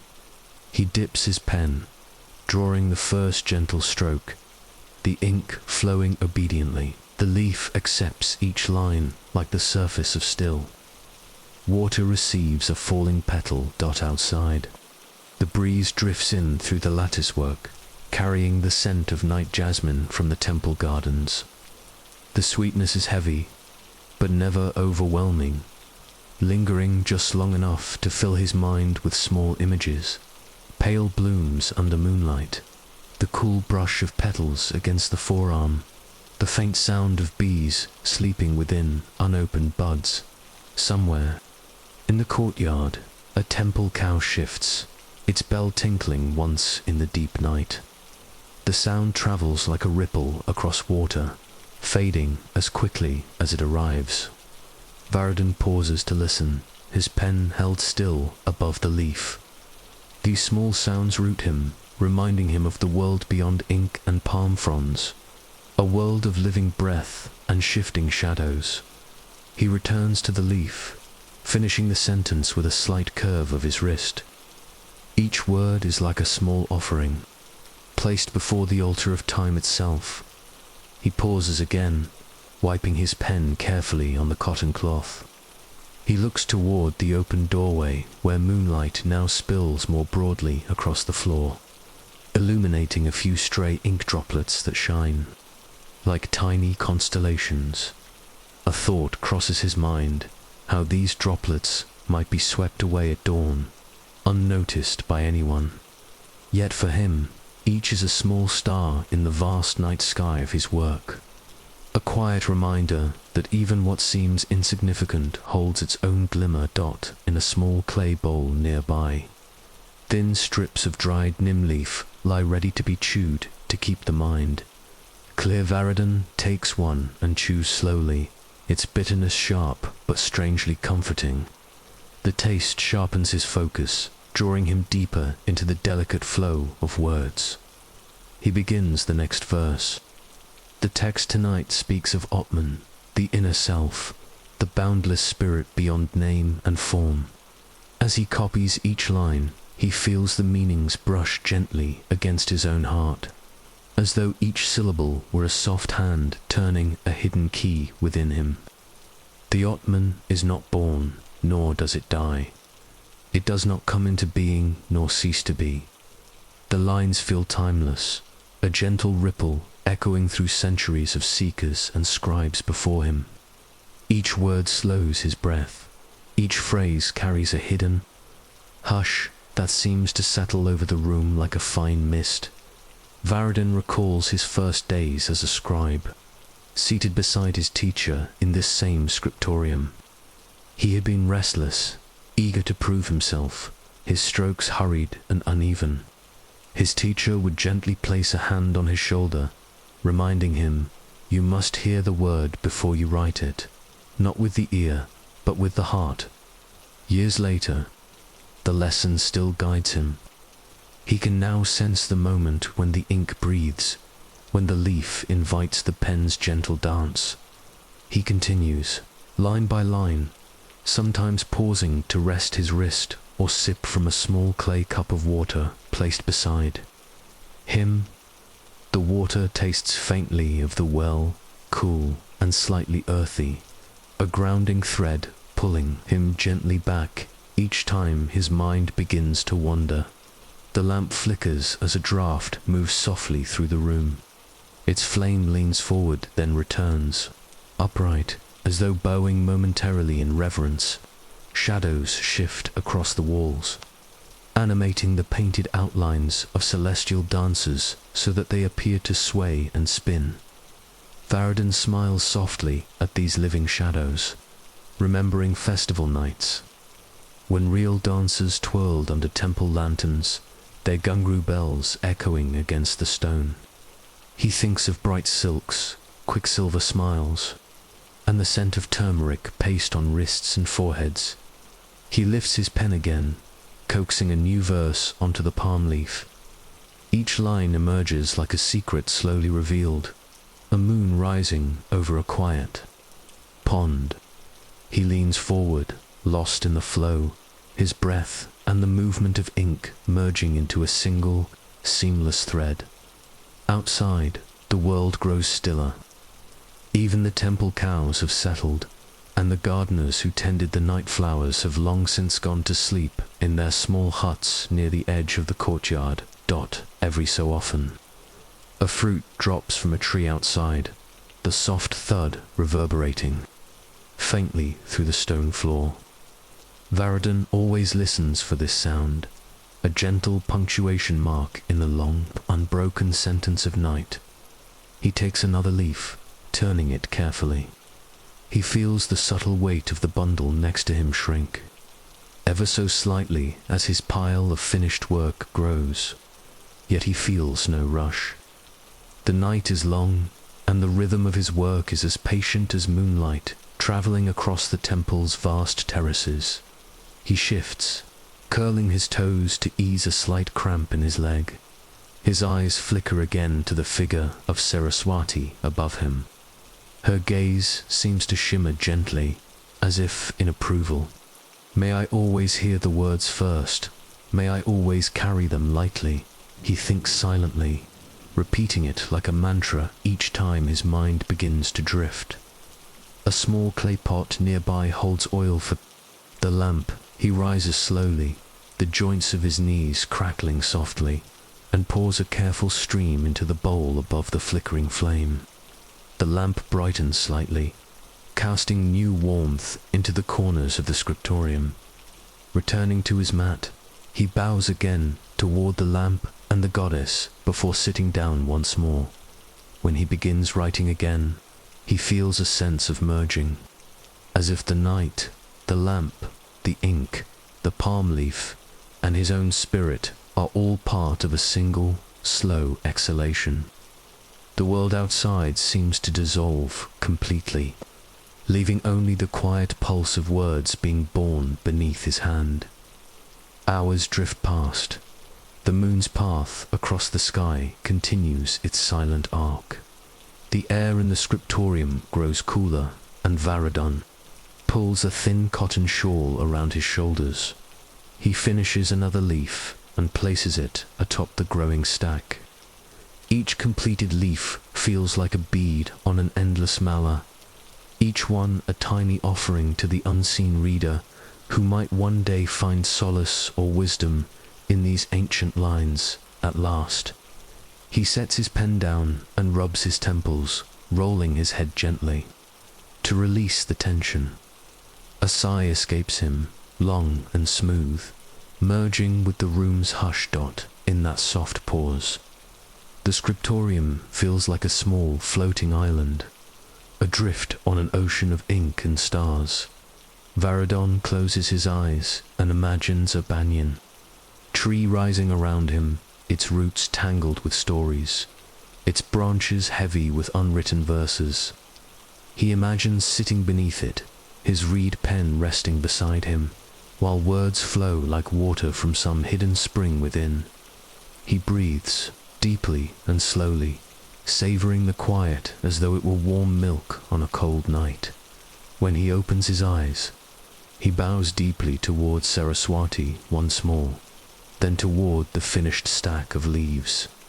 His palms meet in a soft, echoing namaskara, a gesture that holds both an ending and a beginning.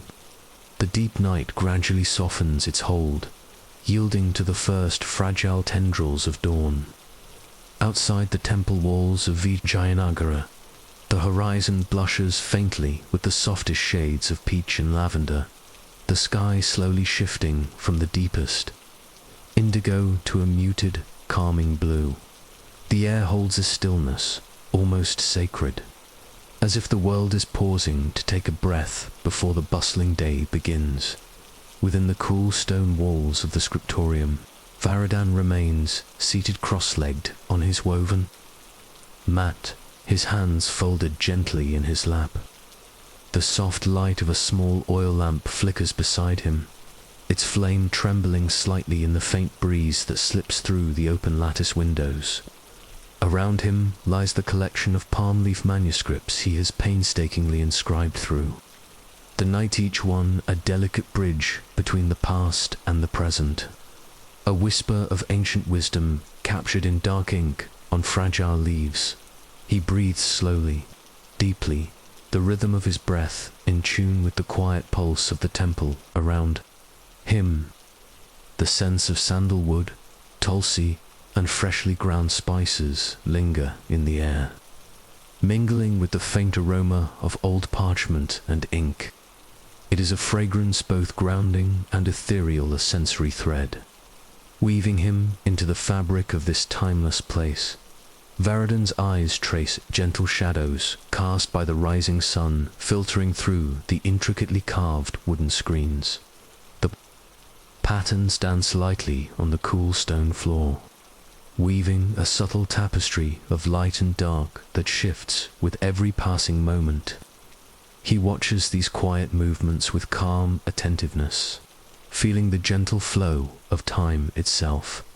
Slowly he rises, the stiffness in his joints yielding as he stretches his arms upward, then forward, lengthening the small muscles tired from hours of meticulous work. The stone beneath his bare feet is cool and smooth, grounding him to the earth, a steady counterpoint to the intangible weight of his thoughts. Near the doorway sits a shallow stone basin filled with clear water, its surface perfectly still except for the occasional ripple from a stray breeze. Varadin steps to the basin and dips his hands into the refreshing coolness, lifting droplets to his face to wash away the last vestiges of fatigue. The water feels crisp and pure, a gentle awakening for his senses, a renewal of spirit as he dries. His hands on a soft cotton cloth, his gaze lingers on the small shrine nestled in a niche above the scriptorium's work table. There stands the brass statue of Saraswati, the goddess of knowledge and creativity, her veena poised as if ready to sing a silent melody. The flickering lamplight plays upon her serene face, casting delicate shadows that ripple across the polished surface. Varadin bows his head deeply in silent reverence, offering a wordless prayer of gratitude. In this sacred moment, he feels a profound connection not only to the divine but also to the countless scribes and scholars who have sat here before him, their quiet dedication echoing across the centuries. The weight of history settles softly upon him, not as a burden but as a gentle presence, shared journey of learning and devotion behind him. The temple slowly stirs to life. The distant sound of temple bells begins to chime, their deep, resonant tones rolling through the air like a slow river of sound. Priests prepare for the morning puja, their voices murmuring prayers that weave a delicate tapestry of sound beneath. The awakening sky. Somewhere nearby, the rustle of silk robes and the soft tapping of wooden sandals on stone floors signal the approach of worshippers. Yet inside the scriptorium, a hush remains, a fragile bubble of quiet amid the growing bustle. Outside, Varadin feels grateful for this liminal space, this sacred pause between night and day where thoughts float free and creativity lingers on the edges of dreams. He turns to the manuscripts, running his fingers lightly over the tied bundles. Each leaf carries stories and teachings carefully copied in flowing script, the dark ink vivid against the pale surface of the palm leaves. He inhales deeply, savoring the faint mustiness of old parchment. The scent of ink and oil, the quiet magic that infuses these humble pages with deliberate care. He unties the soft cloth bindings and lifts the top manuscript, opening it gently. To the first page, the familiar flow of Sanskrit characters meets his eyes, each curve and loop a small work of art, each line a thread in an intricate tapestry of knowledge. He reads silently, savoring the cadence and rhythm of the words, the way their meaning unfolds like a slow, quiet river. The text before him speaks of dharma and karma, of the delicate balance between action and consequence, of the wise ones. Life is woven into the greater cosmic order.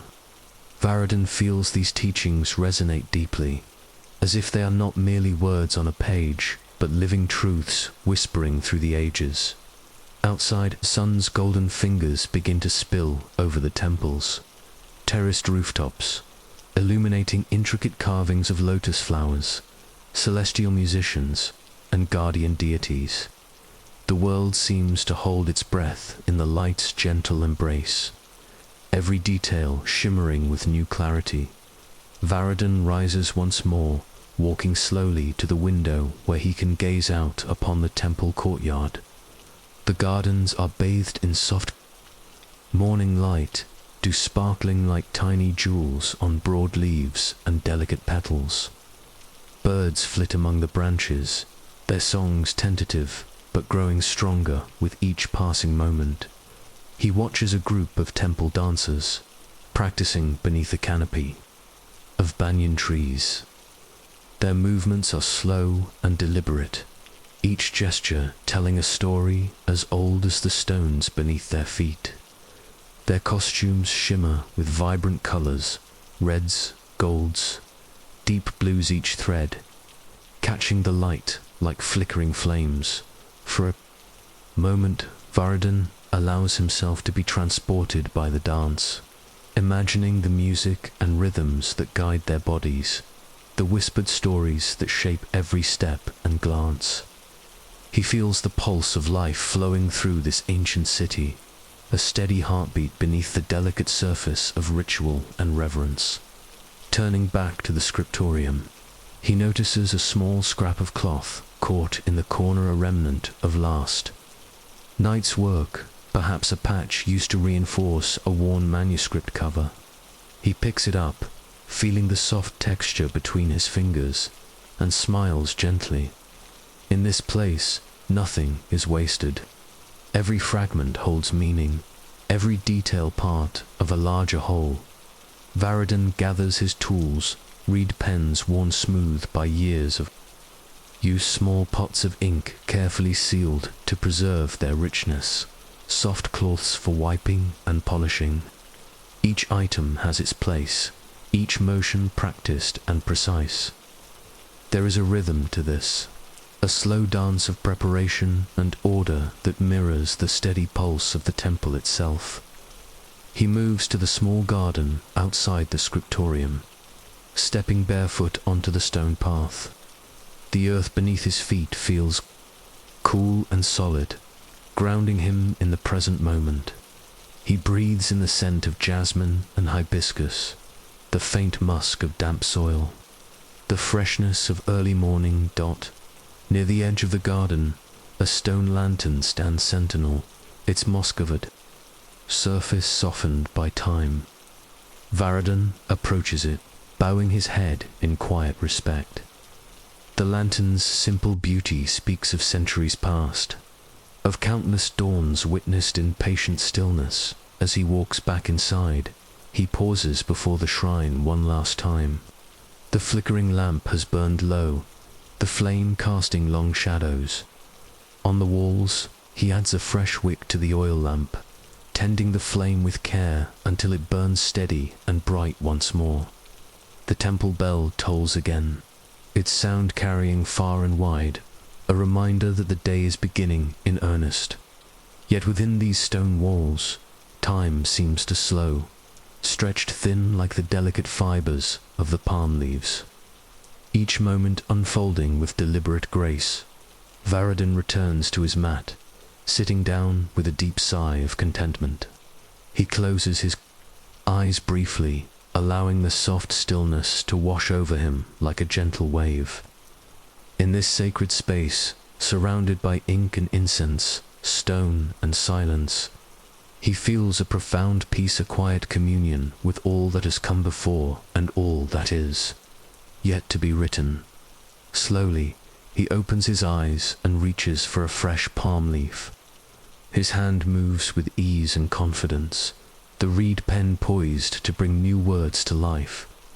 Each stroke is deliberate, a soft whisper on the surface of time.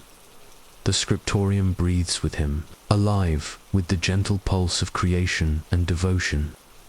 The night is past, but its memory lingers, a delicate thread woven into the fabric of the new day. Story 5. The quiet currents of the Nile, life in an ancient Egyptian village, morning by the river. Good evening, friends. As you settle beneath your warm blanket, dim the lights and let the quiet hum of this slow journey wash over you. Imagine yourself drifting back to a small village along the Nile River, thousands of years ago. The sun has not yet risen, but a soft glow begins to touch the edges of the horizon. The river's gentle current murmurs its timeless song, carrying stories of life, survival, and simple beauty. In the heart of this village, earthen homes nestle, amid fields of flax and barley, their walls warm and smooth from the touch of sun and wind. Smoke from small hearth fires curls upward, mingling with the cool morning mist. A few figures begin to stir, farmers, potters, weavers each, moving with quiet purpose, their lives woven intimately with the rhythm of the river at the water's edge. A woman named Nefrit kneels, dipping her hands into the cool, flowing Nile. She gathers water in a shallow clay basin, feeling the soft pulse of the river as it slips through her fingers. Her linen dress rustles gently in the breeze, and the scent of papyrus and wild herbs lingers in the air. She pauses to breathe in the calmness of dawn, the soft stirrings of birdsong weaving through the reeds. Nearby, a fisherman checks his nets, their woven patterns delicate and intricate, echoing the river's own weaving of currents and life.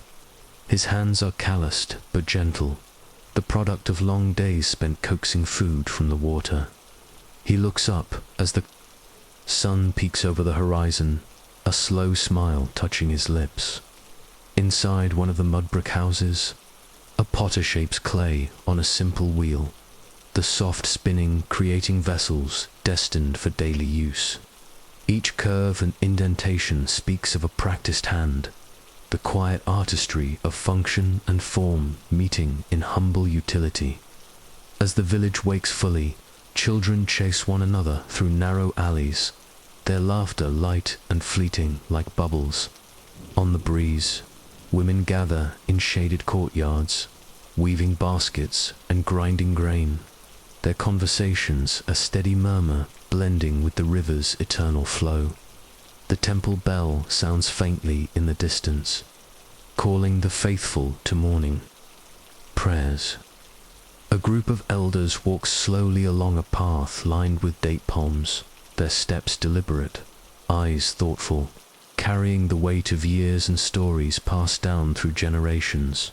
In this gentle unfolding of a day-long past, you can almost hear the textures, the scrape of sandals on packed earth, the whisper of linen robes, the soft slap of water against wooden boats.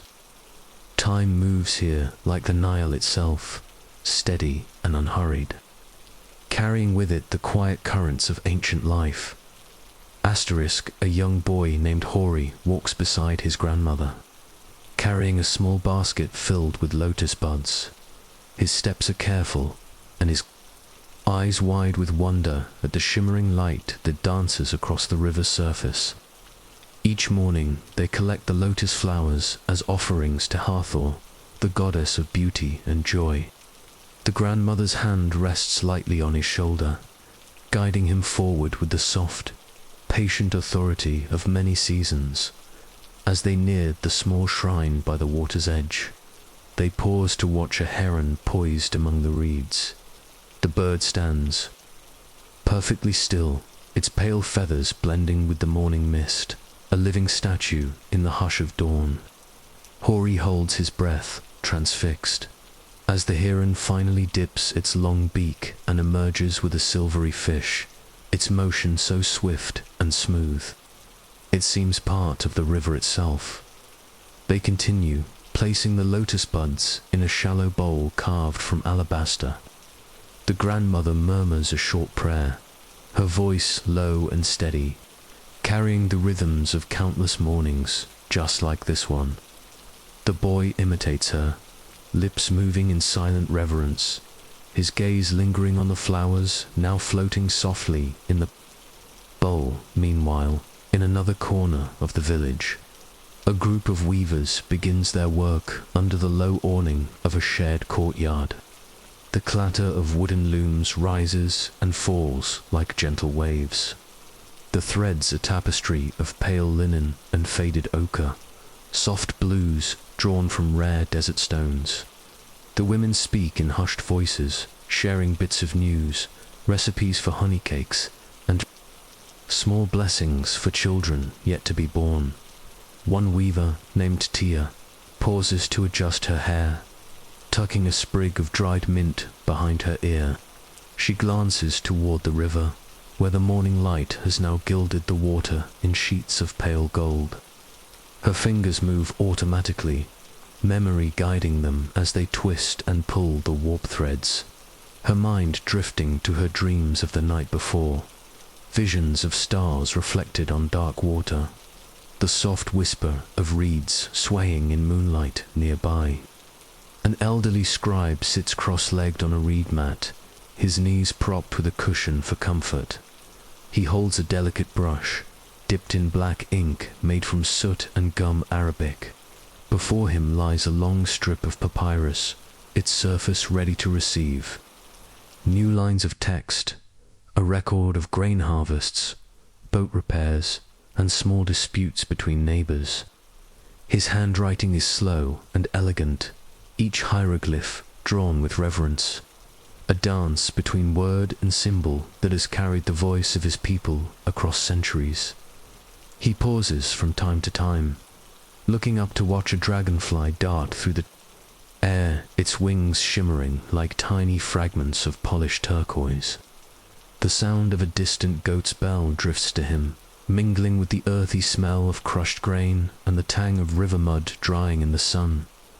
Children scamper past, occasionally stopping to peer curiously at his brushwork. The scribe smiles, gently, his eyes crinkling at the corners. He offers them small scraps of papyrus on which they trace clumsy symbols, giggling at their crooked lines. In these small gestures, the thread of knowledge is passed quietly from one generation to the next, beyond the homes and workyards. Small gardens stretch toward the banks of the Nile. Rows of onions and leeks grow in tidy lines, interspersed with beds of aromatic herbs, coriander, cumin, and fennel.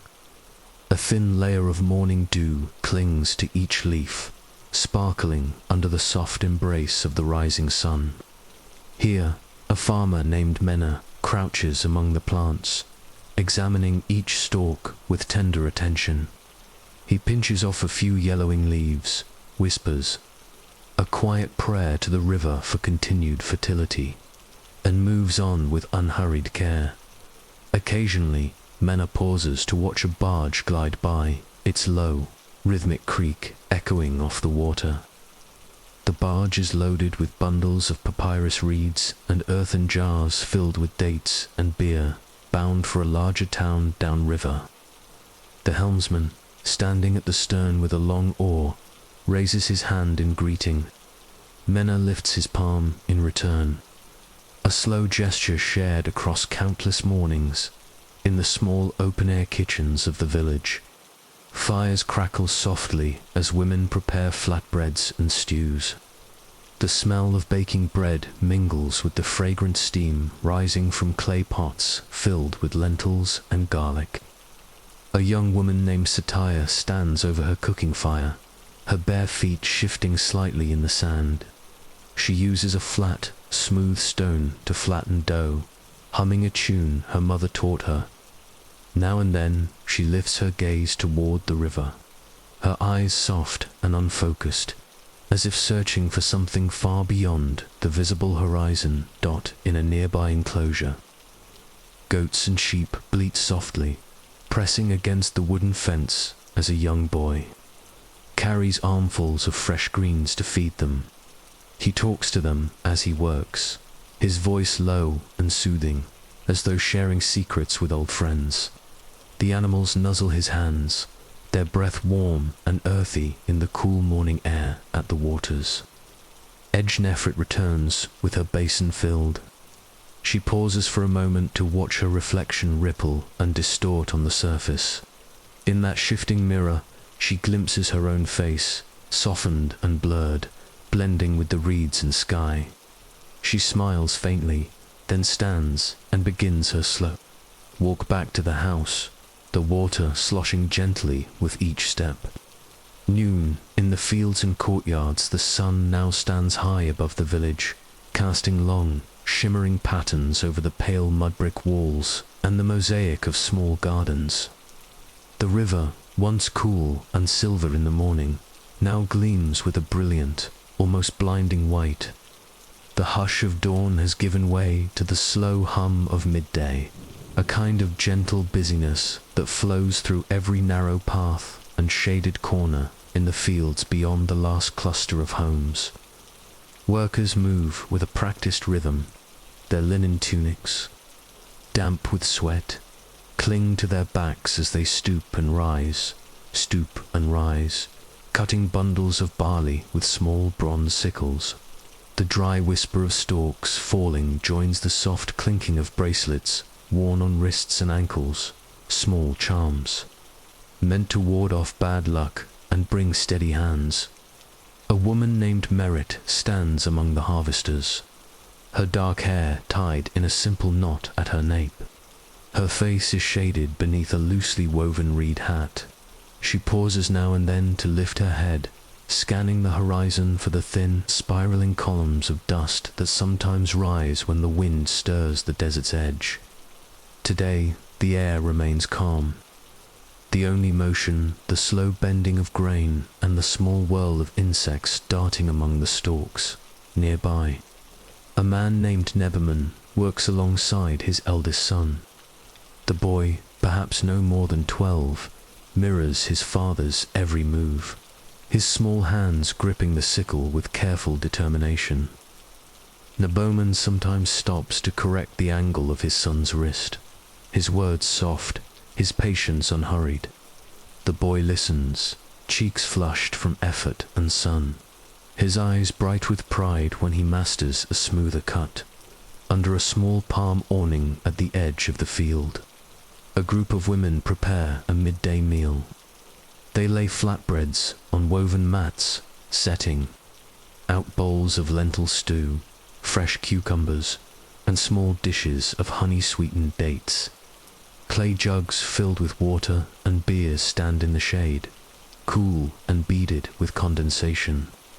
The women laugh quietly as they work, their voices floating like birdsong above the hum of the field at the center of the village. The courtyard is alive with small tasks and quiet conversations. Potters work beneath a rough canopy, shaping water, jars and storage pots on simple, foot-powered wheels. The clay is cool and smooth beneath their fingers, each turn of the wheels steady and hypnotic.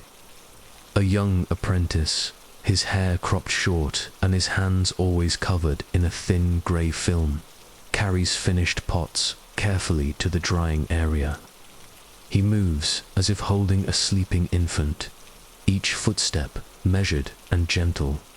In another corner, older men sit on low stools, weaving fishing nets from long strands of flax fiber. Their fingers, gnarled from decades of work, move with surprising delicacy. They pause often to share small handfuls of roasted chickpeas and to comment on the changing shape of the river's sandbars, a detail they watch as closely as they would watch the lines on a papyrus scroll. Children run between the groups, sometimes stopping to chase a stray cat or to listen in on the elders' slow, rhythmic stories. The children's laughter is like a fresh breeze, a reminder that even among small duties and steady labor, moments of lightness persist. Near a small shrine dedicated to Taurat, the goddess of childbirth and fertility, a young mother stands. With her newborn, she traces the carved outlines of the goddess with her fingertips, murmuring a prayer for health and protection. Her baby, wrapped snugly in a soft linen cloth, sleeps soundly against her chest, the tiny weight a gentle warmth that seems to calm her own heart. Further down a narrow path, shaded by hanging reed mats, a scribe sits cross-legged in the doorway of his small workshop. Papyrus scrolls are stacked neatly behind him, their surfaces inscribed with lists of grain stores, tax records, and letters to distant officials. He dips a thin reed brush into a small pot of ink, carefully adding flourishes to the day's entries. His cat lies nearby, stretched in a thin ray of sun, flicking its tail lazily at a passing fly. Outside, boats drift slowly along the river. The low murmur of water against wooden hulls blends with the faint sound of reeds brushing each other at the river's edge. On one barge, a merchant arranges his wares, baskets of figs, bundles of linen, and small alabaster jars filled with perfumed oils. He calls greetings to villagers on the shore, offering cheerful promises of good prices and strong blessings. A small group of children gather at the water's edge, skipping stones and playing a quiet game of balancing reeds on their fingers. Their reflections shimmer in the bright midday light, bending and shifting like living hieroglyphs. Now and then they pause to watch a crocodile slide silently from the bank into the deeper water, its broad back vanishing with barely a ripple. In the quiet corners of the village gardens, rows of date palms stand in measured lines. The fronds rustle faintly, casting thin shadows over plots of leeks and onions. Women move slowly among the rows, carrying baskets and checking each plant for pests or signs of disease. The earthy scent of damp soil rises in small clouds when they tug at stubborn weeds, each root released with a soft sigh of surrender. A young man named Panezi stands near a pomegranate tree, carefully inspecting the ripening fruit. He lifts each orb gently, turning it in the light, checking for blemishes or cracks. Satisfied, he arranges the branches back into place, murmuring thanks to the spirits of the earth and river that nourish their daily bread as noon deepens. The light sharpens, and the air grows heavy with warmth.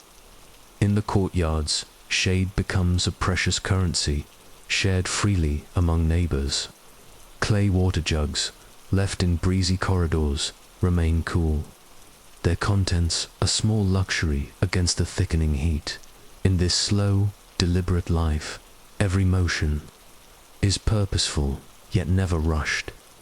Time stretches like the river itself, moving forward with quiet determination. Even as the sun blazes above, the village breathes together, its heartbeat steady and low, asterisk as the sun hovers at its zenith. Shimmering waves of heat rise from the ground, giving the air a dreamlike shimmer. The villagers move with careful slowness, now every gesture measured to preserve strength. The thick midday heat presses upon their shoulders like a warm, heavy blanket, but no one complains. They have lived with the sun as an old companion, fierce and nurturing in equal measure, in one small courtyard. An elderly woman named Isit sits weaving palm fronds into mats. Her fingers move with unhurried expertise, each strand bending precisely under her calloused thumb. Now and then, she stops to rub a sore spot on her wrist or to squint toward the bright sky, silently guessing the hour by the angle of the shadows. Nearby, her granddaughter, a girl named Bakit, sits cross-legged.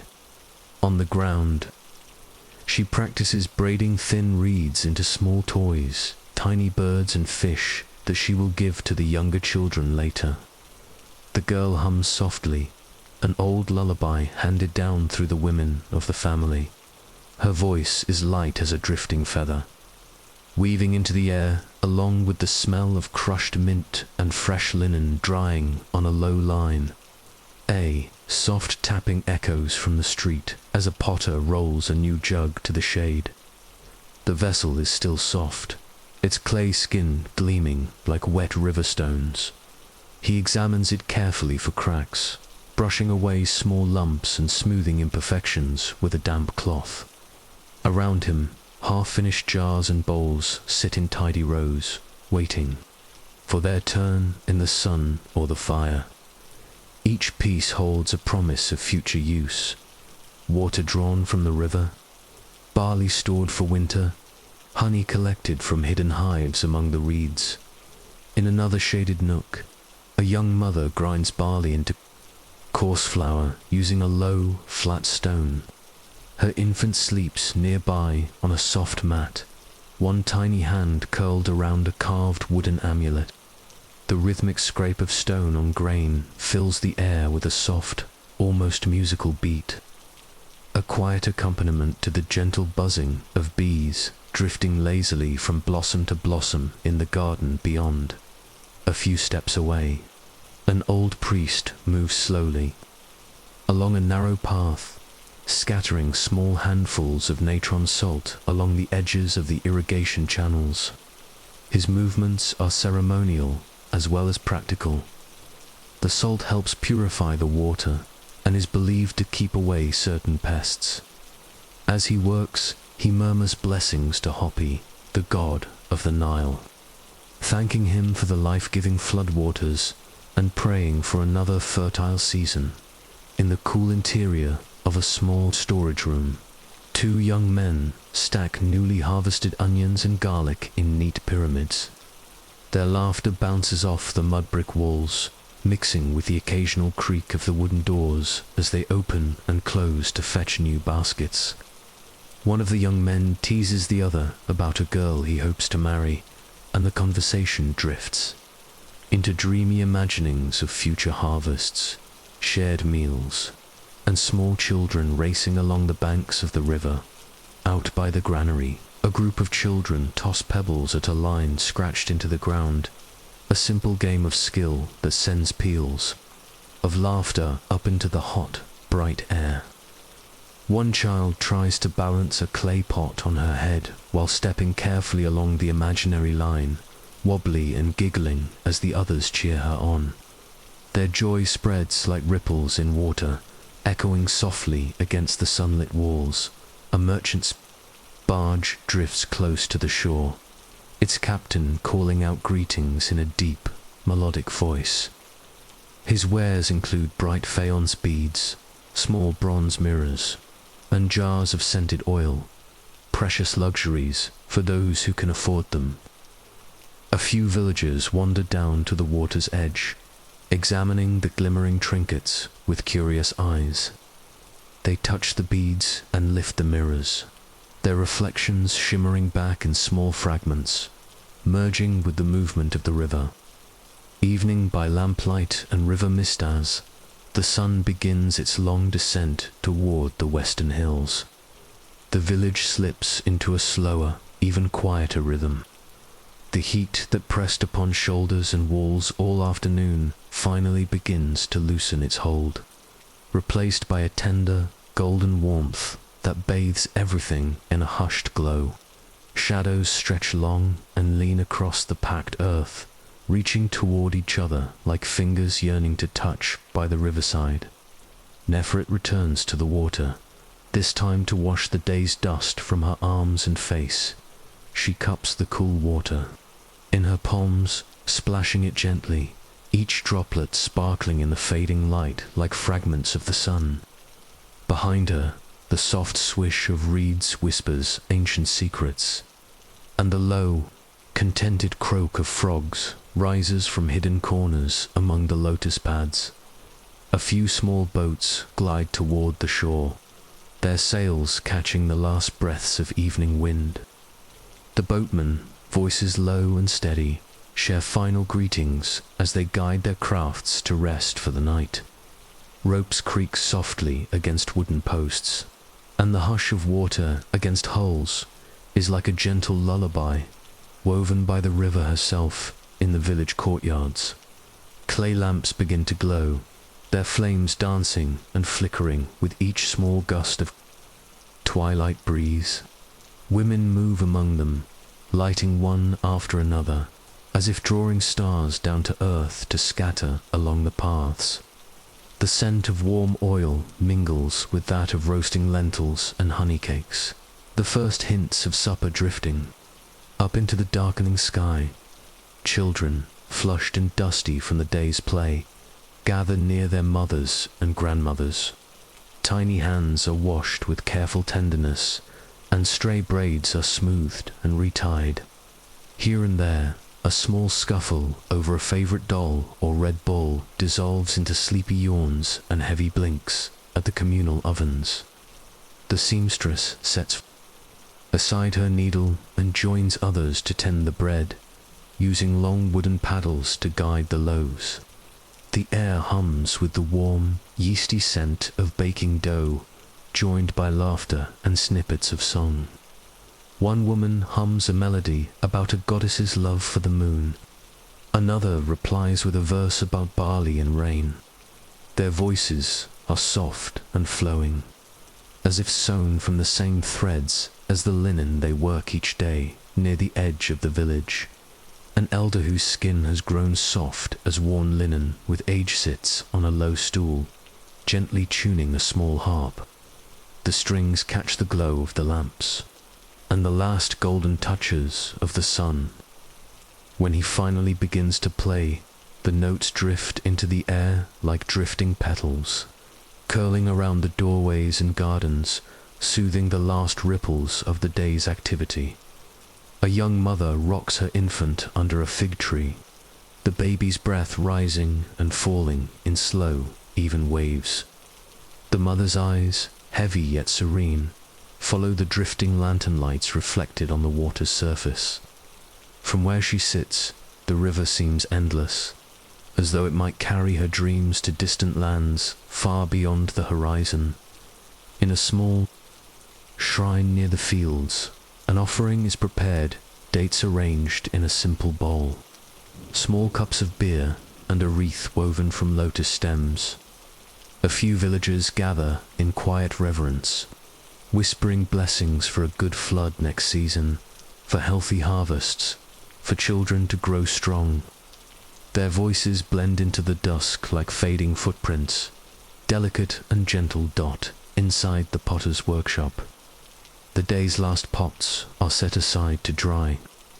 The potter wipes his hands on a scrap of linen and sits for a moment on a low bench, staring into the fading embers of his kiln. His thoughts wander to his ancestors, two stories told by moonlight about gods with falcon heads and stars carried. On sacred boats across the sky, the warmth of the kiln feels like the warmth of a shared memory, old and comforting.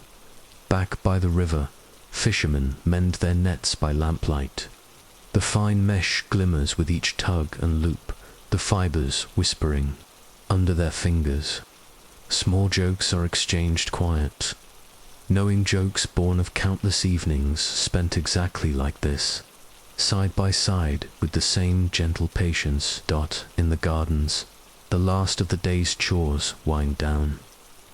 Panezi, the careful gardener, walks once more among his pomegranate and date palms, checking that each fruit is safe from night insects and curious birds. He pauses now and then to listen to the harp drifting from the village, to the frog's soft chorus, to the deep, gentle breathing of the river. As darkness fully embraces the village, stars awaken overhead, each one appearing as if summoned by the hush of lamps below. The Milky Way arcs above like a pale woven sash, reflecting the river's slow sweep below. Dogs curl near doorways, tails flicking as they settle into sleep. Cats slip between shadows, tails high, ears alert to the smallest creak or rustle. In one home, a scribe closes his reed pens and carefully stacks his papyrus scrolls. He moves to a small mat by the window and sits cross-legged, his eyes turned to the moon rising beyond the date palms. He whispers a few words to Thoth, the god of wisdom, thanking him for steady hands and clear thoughts during the day's writing. The flickering lamplight catches the gentle curve of his lips as he settles into the deep silence of the coming night. As you breathe with this village, you feel the slow pulse of life that drifts along the Nile. Every movement, every whisper, every quiet task is part of an endless river of moments, each one carrying the weight of ancient days and the soft promise of tomorrow's dawn. In this stillness, the river's song becomes a soft cradle, rocking you gently, encouraging your thoughts to drift and soften like reeds on a moonlit current. You feel the warmth of the clay walls, the hush of the fig trees, the faint glow of the village lamps reflected in the endless water. Perhaps tonight, as your own eyes grow heavy and your breath deepens, you will find yourself floating with the stars above or drifting quietly along the banks of that ancient river, where the stories move as slowly and tenderly as the current itself.